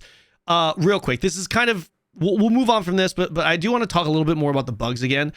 What were the biggest, Luffy, for you, because you've played it? What were the biggest? What would you say would be the biggest bugs that you experienced in the game that they really need to polish up on or fix? Is there anything that like Okay. you feel like makes or breaks? Something that immediately jumps out, and it's probably the most commonly mentioned one, is the lighting balance is horrendous. Like when I would actually have to stand there because I was recording a bunch of like the excuse me, I was recording a bunch of like the B-roll like RP walk footage for my lore video. I had to actually go and do something else and wait for the time of day to pass into the night so that the sun wasn't burning through all the shadows, making the game look flat. Like at certain points, I was like, because of how bright the light is, it makes it look like Black Desert on medium graphics, just because it just burns through all the shadows, all the depth of like, it's a little bit darker here, a little bit lighter here. Yeah. It's just all very flat, bright. I hated that because I was like, dude, at night the game is gorgeous, and then during the day it looks like it's 10 years older. It just ages it. So they've got to fix that because people are going to record footage, they're going to stream the game, and it's just visually, it's like people form their first impressions like that. They've got to fix that because there's there's the frame rate with like the weird animations with the mobs. It's something that somebody's going to notice a lot later when they actually watch somebody fight or whatever. There is the weird, like sometimes like the skills desync and they like don't land exactly where you aim them. That's also something somebody's going to notice a lot later. But the lighting, if somebody opens your stream for the first time, they're like, let's look at this Chrono Odyssey thing, and they open your stream and you're in the middle of the day riding in the middle of a field and the sun is just burning through all the shadows, making the game look flat. They're going to be like, oh my god, this looks like shit, goodbye, close tab, and they have lost interest. Like we don't have a lot of options on the MMORPG like horizon, so they're still gonna play the game regardless. I feel like most people, but like I feel like that's such a bad first impression because the game just it was such like, for the longest time before we knew anything about Chrono Odyssey, many people said it looks too good to be true in the trailers. And right now, because of that lighting issue, it's like making this like weird prophecy like a reality. And it's like I think at night it looks a lot better. I think it's funny you mentioned that because those gameplay trailers that you saw, a lot of people are like, oh, it's fake. It's like, it's actually not fake. It's actually not fake. The game is actually graphically gorgeous, but the problem is exactly what Laffy mentioned. It's what they've done, in my opinion, is I think they tried too difficult and focus too much on like this whole Dark Soulsy theme. So like when you go into a dungeon, there are some areas in the dungeon, it is literally black. You cannot see. You have to turn on the fire. Like you have to light a fire to be able to see. And then there's like a place in the trial dungeons where there's like this yellow smog coming in, and you can clearly tell it's to capture that vibe where it's like foggy, it's kind of hard to see. And like they're trying too hard to capture that because at the end of the day, like as a gamer, it's actually, I'm kind of like, okay, I'm actually not a big fan of it. Like, come on, like let's just, you know what I mean? Because like there are some areas that just look absolutely great. And then there's some areas where it just looks like a fucking butthole. But like, because you know what I mean? They have too much like they tried a lot with like the time of day, with weather, and all of those. Dude, when it rains and then the sun comes out and it's reflecting off all the wet surfaces and it's literally just blinding. Like it's so bad. Yeah, exactly. And a lot of it has to do with the light, which is the feedback we gave them, like the lighting. I feel like they're trying to do too much, and because they did, it masks a lot of the like gorgeous scenes that they've showcased. Yeah, exactly. They just overdid like it. you know that scene, the sunset scene in the trailers where he's walking through the grass, and it's kind of like, the grass. That's real. Yep. It's only real when it's sunsetting with the weather. You know what I mean? Like that's very specific time of day. And I'm just like, bro, like just make that your whole fucking game because it looks good. Yeah. It's like, no, instead it's like raining. You know, like Yeah. even when it's raining, then you get that BDO shine gloss effect. You know that you know you know better than anyone, Nico. Yeah, Like with yeah. the shine gloss effect, Oh yeah. and then your character's Yep. face looks different. I'm like, bro, like this is like relax with this. You know, Yeah. that was my personal They're opinion. doing too much. They're doing Felt like too it was much, too yeah. much with it. Yeah, trying to really grasp that Souls like dark. It's like, oh no, we want to make it dark and scary. So we want to make Yeah. it look like a butthole. You know, it's And like then it comes It's out the washed other out, end. yeah. Yeah. it gets Yeah, washed out. exactly. Exactly. Because when you get that washed out effect, it feels broodier, I guess. Depressing. Yeah, and that's what they're going for in some of the areas, right? Which it's like I get it, but it's man, I don't get it. I think the contrast actually makes dark areas feel way better. So you are in this luscious, there's reeds flowing in the wind, yeah, like there's trees with fruit on it, and then you go into like some crypt and it's depressing as fuck. I think that's way better. You know, that's a contrast. Sure. Yeah, and I think I agree with you. I just think they tried too much, and the way they try to do it, objectively, well, I guess subjectively speaking, I think they just dropped the ball on that specifically. They could certainly do better, and I hope they do. Would be my honest feedback in regards to that. Yeah. Is there anything before we move on, from like bugs and concerns, Nico? Is there anything else that you want to bring up that strikes you as like a major potential concern for the game? I mean, before you said it's like the problem with MMOs, like either it's too grindy or there's too little content or something. I think, okay, this is a solution that will not happen for a long time in MMOs, I think, but eventually it might. The solution is actually that they, like, especially in a sandbox setting, that the journey doesn't really ever end. RuneScape does that pretty well, where do you have like a million different skills, and even if you max out one thing, there's literally thousands of hours of content beyond that, right? That you haven't touched at all. So you have different categories of vertical content, let's say, that all intertwine kind of in the economy. So one guy has 10,000 hours in fishing, and he will sell you a fish to a combat guy who needs it for food, who gives it to the cook, and so on, right?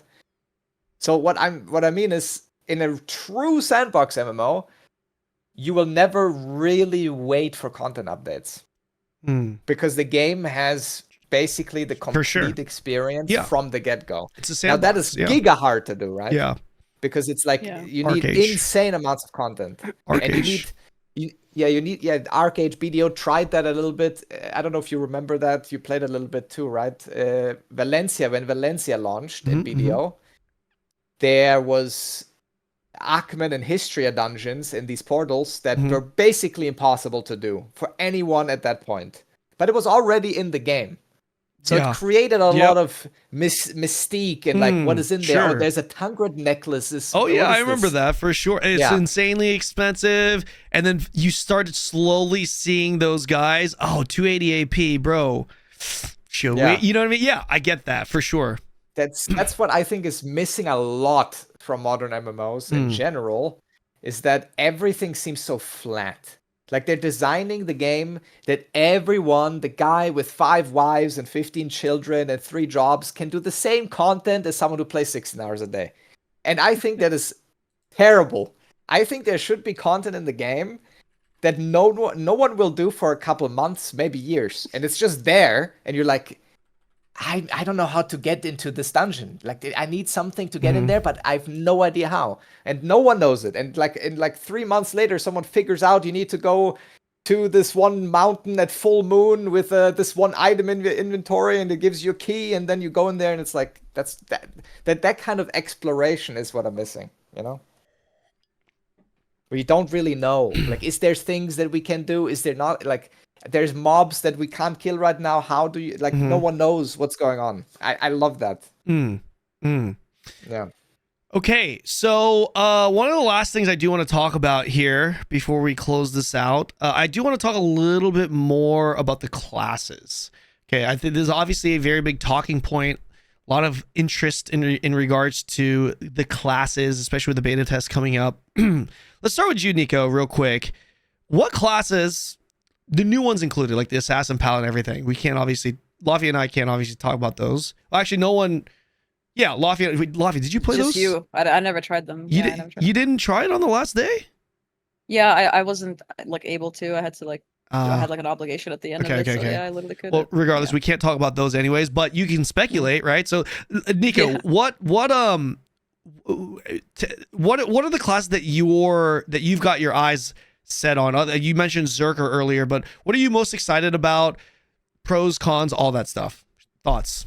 So yeah, usually I'm either a full melee player or a hybrid. Like I'm never full range. I usually Okay. don't play any of them. So right now in the current test, I'm actually only really Swordsman wasn't really looking, although it has the dual blades like Blade and Lost Ark. I don't know. It didn't give me the vibe that I wanted. I mean, to you were Blade in Lost Ark. Yeah. Mhm. I don't know why, but I don't know. Maybe only because the dual blades were something that I was looking at, and the other two weapons weren't really. But that's kind of the same thing Luffy said. Maybe the greatsword is actually really fun. But for now, I think Berserker with twin axes and great axes could be interesting. Okay. And crossbow rapier. But obviously, the three other classes. Yeah. I'm definitely not gonna play the sorceress or mage or whatever. Rapier can pump, by the way. Rapier is actually the highest DPS for PvE at least in our current stage of the game compared to even crossbow. Crossbow is just broken because you can kite everything, stay protected, and have high uptime. But if you're actually trying to burst something down in a window, Rapier is actually better for that. It can pump. It can pump. It's fun. You do feel like Mael. It's like a slow. It's a slower, clunkier version of Awakening. What was it called? Nova? Awakening Nova. Yeah. I don't know much about the other classes, but just because of the weapons, assassin, obviously, like the wrist blade sounds sick, and I love having a ranged weapon on top of it. That's why Shadowhunter ended up being my favorite class probably in Lost Ark. Actually, Shadowhunter was really. Yeah. But only non-transform. Yeah. At least in PvP. And that turned out to be like the higher. Yeah, perfect depression. Yeah. Okay, so I really enjoyed that. So you're interested in playing assassin eventually when you can. Yeah, with the musket. Musket and wristlets. Okay. Wow. What about you, Lavi? I mean, I don't know. It's typically I lean towards I either like guns or like heavy, like fast melee classes. So assassin is obviously like the highest intrigue for me because I want to see whether between like wrist blades and musket, if there's a lot of like kind of like weaving between melee and range the way kind of Ranger does, but like ideally for me a lot more often. Right. Because I'm like Nico where I prefer melee, but I also like guns. Kakoda. You love guns, man. I love guns, but the thing about Deadeye is that it's a melee class in Lost Ark. So it's like so if it weaves between like range melee a lot with a lot of gap closers, that sounds like something's really fun. Okay, if not, sorry, I was going to ask you, what if musket was a ranged version? What if it had the exact same kit and exact same playstyle as shotguns from Deadeye? Only you can do it at ranged. Would you be turned on or how ranged is a shotgun? Like a shotgun is so inherently not very ranged. That's what I mean. So like that's what I mean. So what I'm trying to get to is, what if it's the exact same playstyle, same kit, same skills, same animation, same impact as the shotguns in from Deadeye from Lost Ark? Only you do it at range because you have to do it up close, like super close in the butthole in Lost Ark, right? Literally proximity. You're losing DPS by doing it far away. But imagine the same thing, only it's done at range. Would that turn you on or off on the class, or you wouldn't care? If it's mid-range like a shotgun, long range, like but same exact kit. It's literally a copy paste. If it's actually a long range, it would turn me off. If it's mid-range, because it's a shotgun, because the shotgun, like inherently, why there's proximity damage on Deadeye, because logically speaking, a shotgun does more damage up close. Because of the bullet spread. So if it's mid-range, I'll take it. If Okay. it's long range, probably not. Okay. I just wanted to Not know my if you thing. were turned off by the fact that it is ranged or if it was more like the Yes. play style of range is what I was getting at. It's both. Like Okay. I don't like ranged classes, and also I don't want to Based. have to. I don't want to have to like aim for the headshot. I think it's a good thing that ranged have to aim for the headshot to get more damage. I think it's a really cool thing. It's just I'm not the target audience for that. If I'm playing a Souls-like game, I want to swing big sword or two smaller swords. That and dodge whatever the boss is swiping at me. That's it. I don't want to stand back and shoot. Even though it's easier, and it's gonna make my life easier. It's gonna make I'm gonna go bald faster playing a melee class. It's just a sacrifice I'm willing to make. You should try that once. It feels nice. I'm on my way there, Nico. Don't worry. What class, based off of your experience, Luffy, what class would you recommend? Generally speaking, what classes would you recommend, or how would you go about recommending, I should say, a class to, let's say, a viewer that comes up to you and asks, hey, what do you recommend for me? I know it's very subjective, but in a general sense. I mean, I usually when people ask me that about Lost Ark or any other game, I ask them what other games have you enjoyed classes in, and then based on that, because it's like if a BDO Andy comes up to me and they're like, "What class do I play?" I'm like, "Bro, I don't know." Like it's hard to say. But if somebody from like Dark Souls comes in and it's like, "Hey, what class am I gonna like the most?" Greatsword, dual blade, I think. Okay. If you're from Dark Souls. It depends what game you're coming from. Because like I said, even for me, when I first played the game, I hated Greatsword because I just finished playing Lost Ark. Super arcadey, super fast, spammy game. And then I get on Chrono Odyssey and I'm like, I have to be very deliberate with my skills and with like my usages and my attacks and stuff. I hated Greatsword at first and I heavily favored Twin Blades. By the end of it, didn't even have Twin Blades equipped. I was just full Greatsword user. Like it's just, yeah, it's hard to say. It depends on what game you're coming from, I think. But to a Souls Andy, I'd say go Greatsword, Dual Blade, Swordsman. You're gonna have fun. Okay. Nico, if you end up playing in the beta this weekend, I hope it's hopefully, not if. right? Yeah, hopefully, if you get to play when you get to play the game eventually, as you're probably already aware, the MSQ outside of like the first 10-15 minutes, it just has you go from Chrono Gate to Chrono Gate to Chrono Gate, aka boss fight to boss fight to boss fight to boss fight, up to 4 boss fights, right? Are you going to try and tackle this at a low level hard mode, or are you going to be going out there getting gear and coming back? What are you going to do? You mean the first boss or all of them? Let's talk about all of them for now.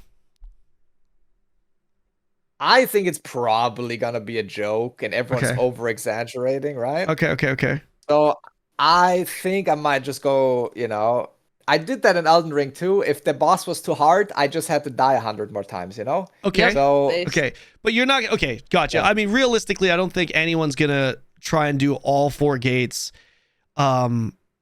without any gear, just because you're essentially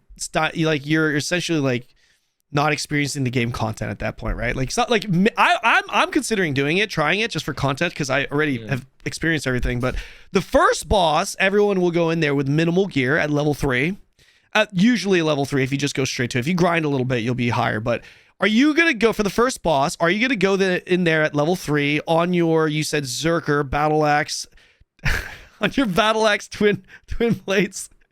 Which means you don't have the heal from chain blades. Are you going to try to clear it at level 3? Yeah? Yeah, I'm gonna get fucked, and listen. Actually, that sounds very wrong. I'll rephrase that. if I go in there, and it's a big struggle for a while, okay? It is a big struggle. Then it is what it is. Okay, I'm gonna take every boss. Like when I find it, I'm gonna do it. Like if there's even a slight chance that I'm gonna beat it. Obviously, if the health bar doesn't move after 5 attacks, then maybe not. Well, yeah, but like I'm talking about the first boss, because you can everyone can beat it on any character at level 3. My question is, yeah, of course I'm gonna do it. You're gonna do it. You're not gonna leave until you do. Nope. It's Tree Sentinel, man. You gotta get your password. Yeah, I'm accustomed. Okay, so if that's the case, you got to make sure you don't do any unnecessary killing of mobs prior to, which is pretty easy to do. Just kill them. I think there's like 1 kill quest where you kill like 4 mobs, and that's it. Yeah. So that way you could do it at level 3. Otherwise, you'll be at level 4, maybe even 5 by the time you get there. And I assure you, it is a big difference doing it at 3 versus level 5. It's a very big difference. Okay, then I have to beeline there, I guess. All right, fair. I can't wait till I'm gonna watch. My Okay, only oh. concern is that he eventually is going to run out of potions, and to get more potions, he's going to have to That's part gather of- bushes and craft Yep. them, and that gives you XP. Yeah, You can't avoid that. Exactly. And guess what, Nico? That means you didn't do it at level 3. So that's what you know what I mean. gonna Like first Delete, I'm you not gotta delete the character, Bobby, rerun it to get a run back, Bobby, dude. I'm trying not to spoil anything because that is a part of the process. All right, well, now that the cat's out of the bag, yes, guys. Sorry.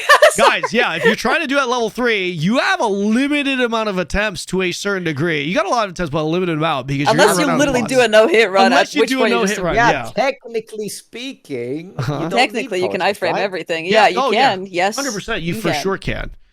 Yeah. And if Okay, well- anything, like doing this at low level, I feel like is a lot more forgiving than Elden Ring, because Elden Ring level 1, look, when you're fighting Tree Sentinel, you have enough stamina for like 2 rolls, and then you're tapped out. Yeah. And in this game, like your stamina isn't shared with your like autos, so you can roll and then you can auto. Not unless and you're it's not. Expo. It's not shared. Expo, you do. Oh, now. never mind. My Oh, bad. sorry, I'm just- stamina. You said vigor. I I'm thought a- you said I'm vigor. a My common. bad. My No, bad. yes, just stamina. Like your stamina, rolling yeah. stamina isn't Yeah, I shared apologize. with. Yeah, so maybe. Lovey, what level did Yeah. you clear it on? You did it on the hardest. I honestly don't remember, dude. I think I just beelined it and killed it. So whatever level that was, but I didn't like Okay. purposely beeline for like a challenge run. So I Sure, might have sure, been like sure, level sure. 5 or something. Probably level 4 then. Generally, Probably people, not. yeah. I don't think higher than 5. Yeah, though, for the yeah. piercer, You would the- have to have had. Yeah, if you're level 5 or higher, you would have had to actually grind a little bit. You would have remembered. If you just, Yeah, no. yeah. I just like killed some stuff, Yeah. gathered some stuff on the way there, and then I like when I entered the cave, I'm like, okay, here we go. Yeah. What would you rate that fight? For again, keeping into perspective that it is a first boss fight, low level fight, right? Yeah. Honestly, like an 8. Yeah. It's really fun. That's yeah. high. Yeah. That's high. Yeah. I've liked that for like the first fight. It's tough. It's unforgiving enough to where like some people will get discouraged and have Barrels. to come back later. But if you are somebody who comes from like games like Dark Souls and Elden Ring and stuff, it's telegraphed enough to where it can be intuitive, but not yeah. slow enough to where you can dodge everything. You still have to like learn patterns and Mm. stuff. And the only reason why it's not higher than 8 is because again, I'd have to back out to get potions, Yeah. and that just kind of like annoys me. Couple That's it. fake outs too. Did you get Yeah. faked out by the leaping one shot? You know how it Yeah. delays? Yeah. Okay. No more spoilers. Yeah, no more spoilers. Yes. Anyways, I agree. I think for a first boss fight, I would actually give it an 8 as well. It's, by the way, this 8 is not based. It's not. I would say it lacks a bit in polish, though. Like you guys will go in there, you'll know what I'm talking about. You'll be like, when There's you do that some fight, FPS stuff. yeah, like you'll do the fight and you'll be like, oh, this is a fun fight. Really fun, especially if you're low level. But I see what Kanon's talking about when he says that it's a AAA wannabe game that could potentially be it. Like you'll feel it in that fight. But I think the design of it and how you enter into the dungeon with like at that level Oh, and yeah. it's that, yeah. I think they did a fantastic job. I think it is definitely It'll an 8. make up for it. If it were like a Legion raid like content where we've been waiting a year for this content, then it's obviously shit. Okay, but for a first too entry, first boss, I think it's good. Most people I know that experience that boss fight, that's when they're kind of hooked on the game. It helped get them more hooked because they're Yeah. like, oh, this is a big challenge early on. This is pretty fun. Yeah. Do you think that kind of feeling continues though? Because from all of the reviews that I've Mhm, heard, everyone just talks about this one single boss. The And boss everyone's fight. like, yeah. oh yeah, the boss. Yeah. And every yeah. other thing doesn't really. Is the So rest challenging yeah, that's a too? good question. My answer to that, my response to that. By the way, sorry Yeah. to interrupt you. There's ads. Oh yeah, yeah, yeah. That's what people Oh, are this is the typing. oh yeah. Just The FYI. hour has passed. Yeah. I don't want to. Okay, so I'm just gonna continue here. I'm sorry, Twitch. You're gonna have to watch this on YouTube just because we've gone an hour and 36 minutes right now, and I don't want this to be too long for YouTube. So unfortunately, yeah. Sorry, Yeah. guys. You can, if you're on my stream and you're in an ad, you can go to Nico's stream and watch that. Right. Yes. Yeah. So I think a lot of the positivity stems from the fact that right after that boss fight, the content of the game is purely just discovery, and you're progressing by life skilling, by questing, by killing mobs. You're doing that. You have that freedom. And then it stops, which is why it's dangerous, right? Because after that could be shit. But up till that point, content design wise, it's close. I don't want to say close to perfect, but it's good, right? Like, I mean, like just on paper, big challenging boss fight. And then for the next X amount of hours, you're kind of doing what you want. You're discovering a new world. Everything that you do seems to be relevant and giving you progression. It feels pretty good. You're not wasting your time. You know what I mean? Doing anything ever. And then they stop it right at that point, right? Like after that, it could get really bad, right? Who knows? Or it could continue to be good. But I think that's where most of the positivity stems from my perspective. What do you think, Laffy? I think without spoiling anything, I think most of the positivity comes from that first boss is because, like you said, like even before you go in and go into the interaction with the boss, the like quest line that leads you up to it, the cutscenes, like the visuals that you see like the void structures for the first time really up close. And then you see the cutscene of him if you don't skip it. And then even like the walk towards the boss, like everything is very theatrical. It's kind of like when Brel came out, the first Brel ever in Lost Ark, even though it killed like half the fucking community because no one could stand doing that fucking raid for so long. Visually, it looked so gorgeous, like theatrically speaking. It was just like it was taking you on an adventure, on a like a, I don't know, it's how to describe it, but like the fight itself is very theatrical. The guy, it's like he like moves around a lot. He has really cool looking skills and stuff. And then I think, without no spoilers, I think because the reason why most of the positivity comes from the first boss is because of the second boss. That's all I'm gonna say. I agree. I feel like I agree. That's it. For the record, I see someone for the record, just to respond to what someone said in chat.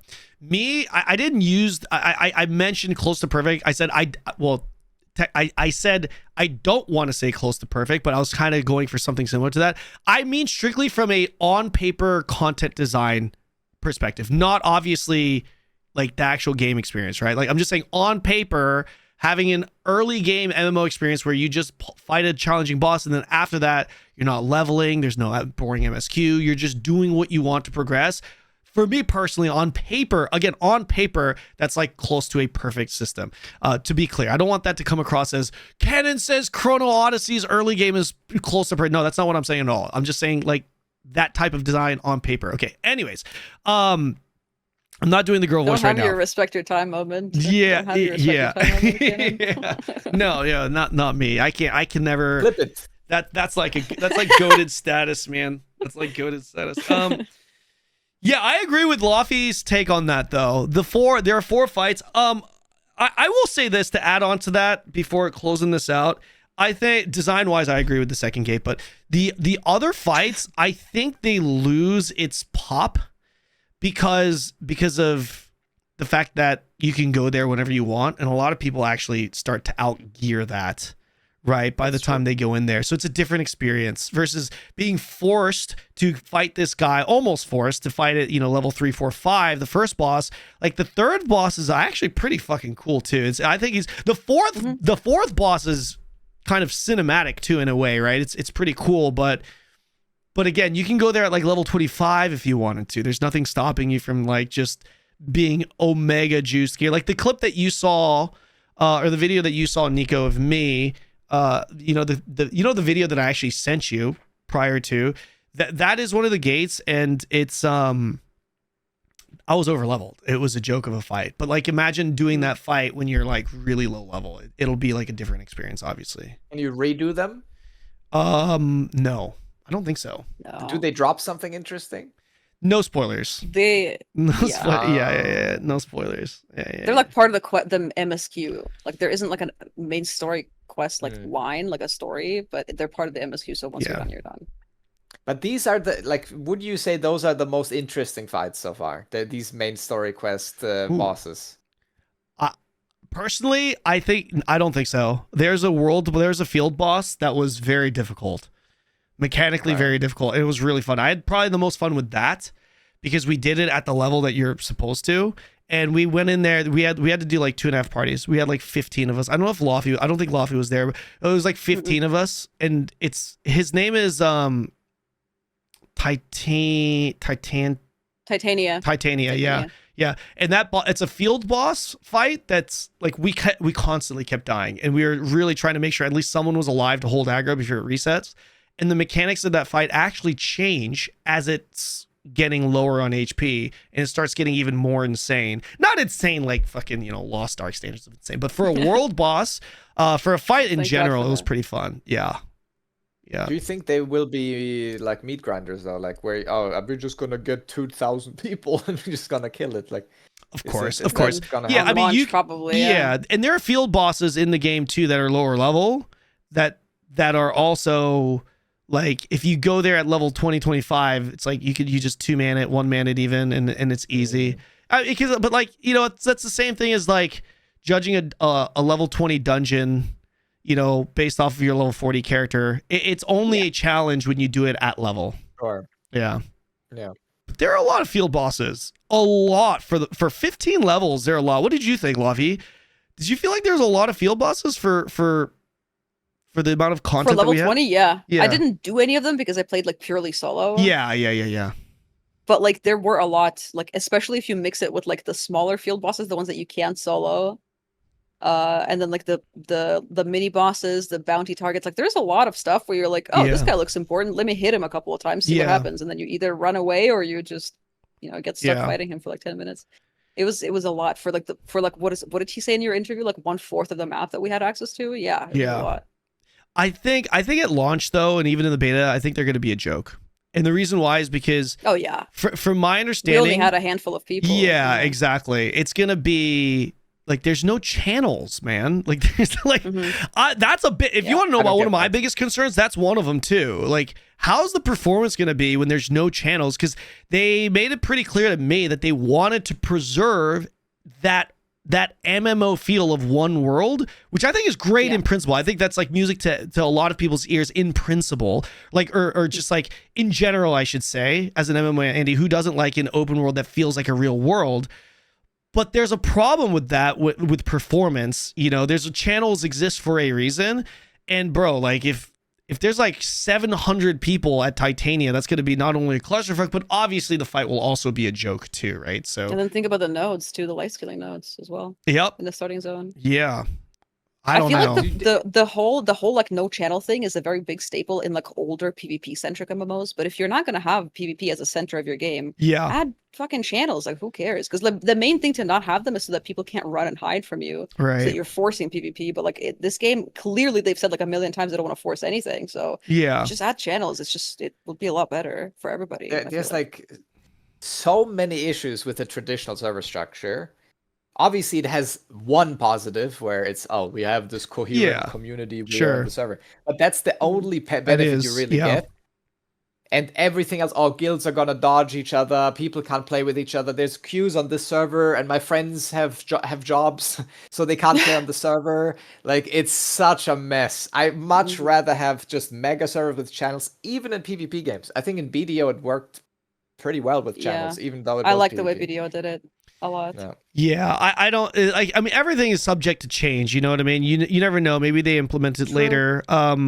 But I mean, I'm just going based off of what I've been told. And if they do have a non-channel system, I mean, let's put it here. You know, it's a great example of this. Unironically, Throne and Liberty.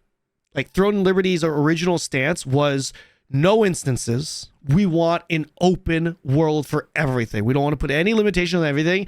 And they slowly implemented more and more and more instances, right? The first instance being the peace portal, you know, for a world boss, because the world boss, unironically, it was way too laggy. The peace world boss couldn't fucking do it. It was just literally slideshow. That bad. It like Oh my I mean, God. it was a slideshow for the time it died, and then it would be back to normal. Everything else, and that was a game that was pretty fucking well optimized when it comes to like being able to Yeah. have a lot of people on screen specifically, right?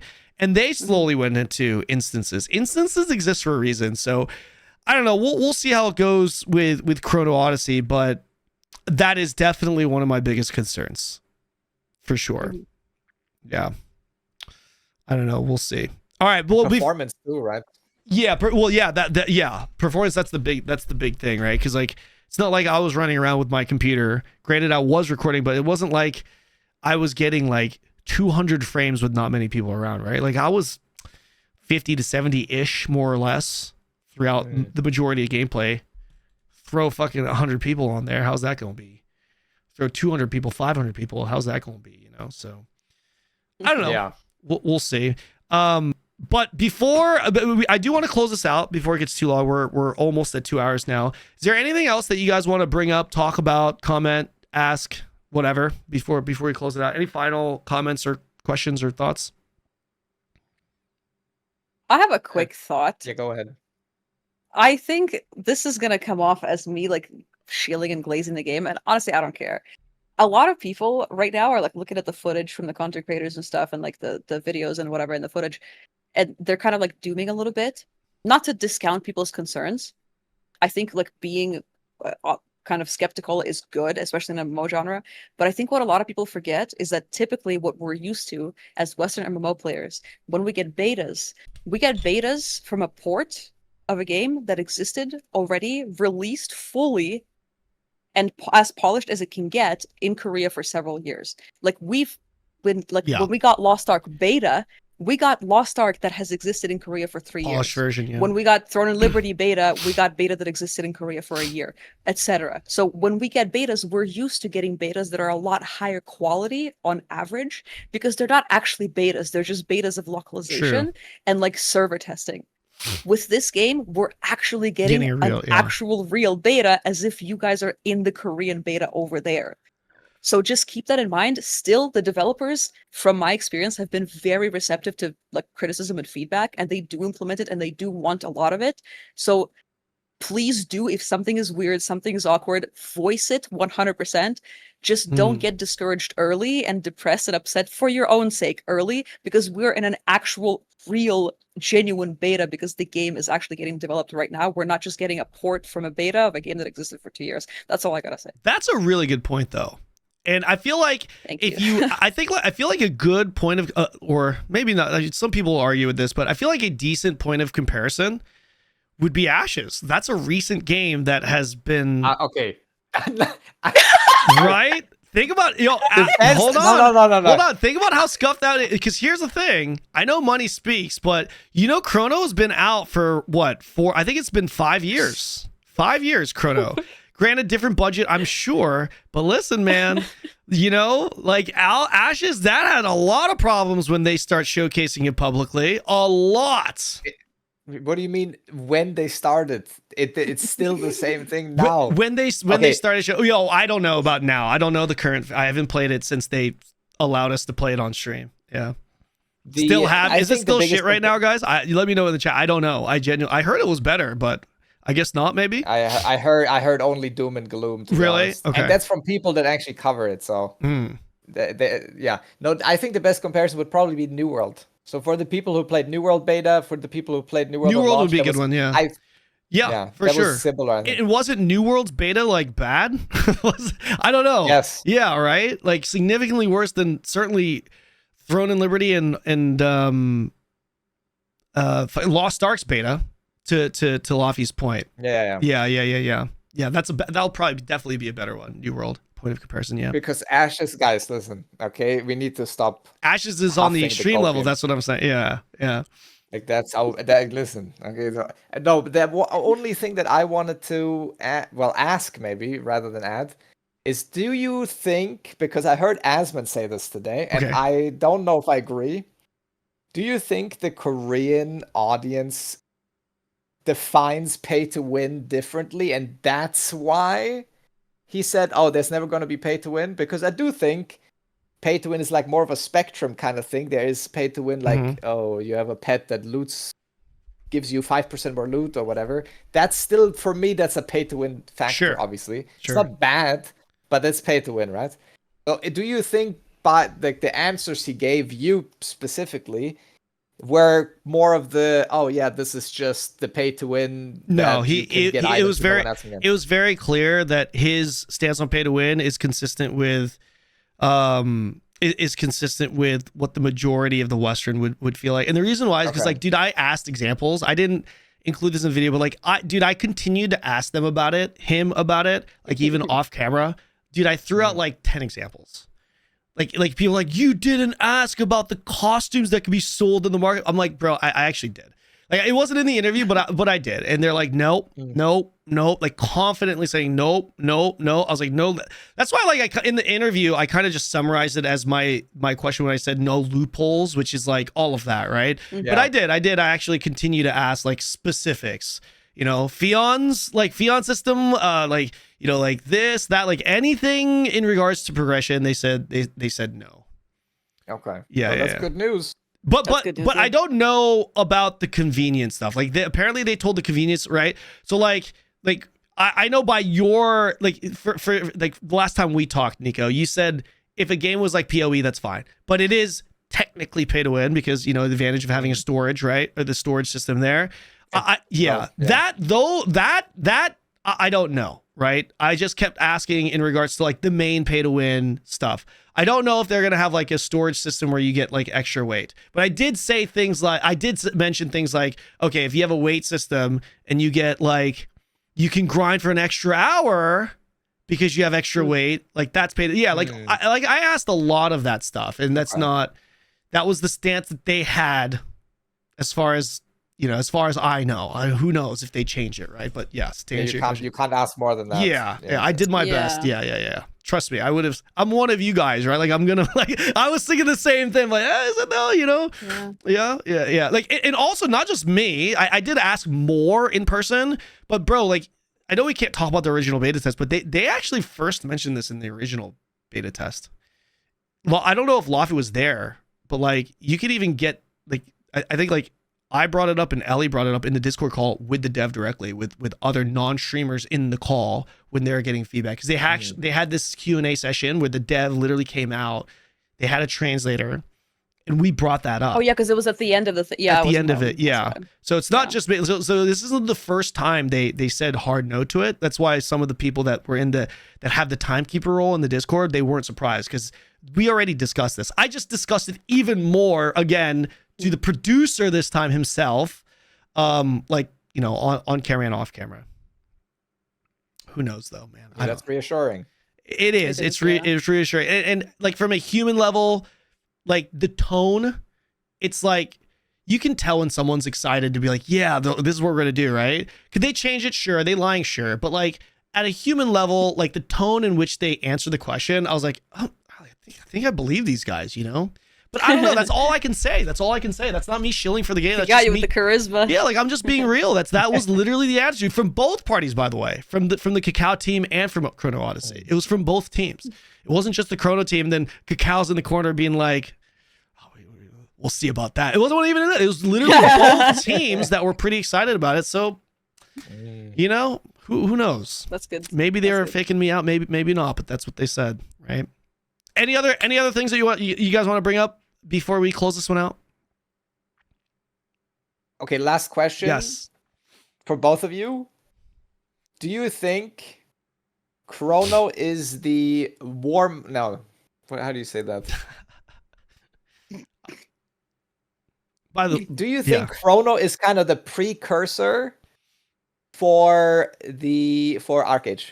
Because Cacao is publishing both, right? And that's technically a direct competitor. I had the theory today that maybe they're trying to push Chrono out to kind of, our brand is actually clean again, kind of thing. And then they're like, because they seem similar, but like both Unreal Engine 5, both console crossplay, both more PvE focused than PvP. Do you think that's kind of a like, how do you say that? The dish before the main dish? What is it? Yeah, I know. I get where you're going with this. Yeah. I'll let Laffy, why don't you answer? Damn, that's a good question. I don't know. I hadn't thought about it like that because I don't know that much about ArcAge 2. So like my initial thought is like just the original ArcAge. Yeah, the appetizer. My original thought is like the original ArcAge was a lot more PvP centric. So I was like, I think the audiences are going to be different. But if you said that it's more PvE centric, yeah, they said that at least. Yeah, they're more PvP centric. I've heard people say, like I said, I don't know that much about ArcAge 2, but I've heard a lot of people say that the combat is also a lot more Souls-y and stuff. It's like very similar to like Chrono, so it could be, but I don't think it would necessarily be like an appetizer before the main dish, because and this is maybe a little bit of copium, which I perfectly like recognize, but I think the Chrono, like not the Cacao Studios, but like Chrono Studios, like the actual developer behind Chrono Odyssey, they seem like a very passionate bunch of people that are looking to break a lot of like stigma in the sort of like what the KRMMO represents sort of for us. So I don't want to like I understand why people would think that way.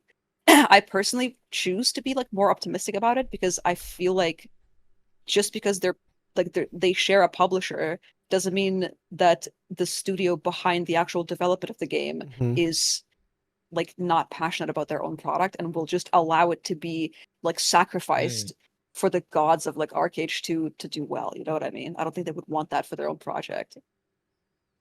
That's the fair. only thing. Yeah. Yeah, I think specifically the structure of it, Throne and Liberty, Lost Ark, it's pretty clear that it's different. It's same publisher, but different developers. And the developers have their own interest. And I think we all know that developers generally, almost always, have way more pull and control over their game, right? Obviously. So do I personally think that that Chrono is like there's some kind of agenda involved with Chrono specifically compared to ArcheAge? I don't think so. Could there be a little bit of like Cacao trying to show, hey, we're publishing this game and we're doing it this way, and then this is going to help give us a better reputation for our next game? Sure, I think that's possible for sure, but I don't think it's going to have an impact on like each other. You know what I mean? Like I don't think they're deliberately serving this or that. But I mean, I'm not on the Cacao team, so I don't know. Yeah. Did that answer your question, or was that? Yeah, that was great. That was good answers. Okay. Yeah. ArcheAge, that's next year though, right? Yeah. Presumably, yeah. Yeah. Okay. Yeah. Anything else? That's it from me. That's good. All right. That's it from me. All right. Well, thank you guys. I appreciate you guys' time. I know this went on a little bit long, and I know you guys are busy, so thank you so much for joining. I know you guys are streaming and you're getting ready for the beta test, but yeah, thank you so much. Also on short notice, relatively short notice too. Thank you guys. Yeah. Thank you for having me. Of course. Thank you. If you guys want to check out these lovely creators, their links can be found in the description below. Don't forget to like and subscribe. Let us know in the comment section below what you guys think, and we will see you guys in the next video. Peace.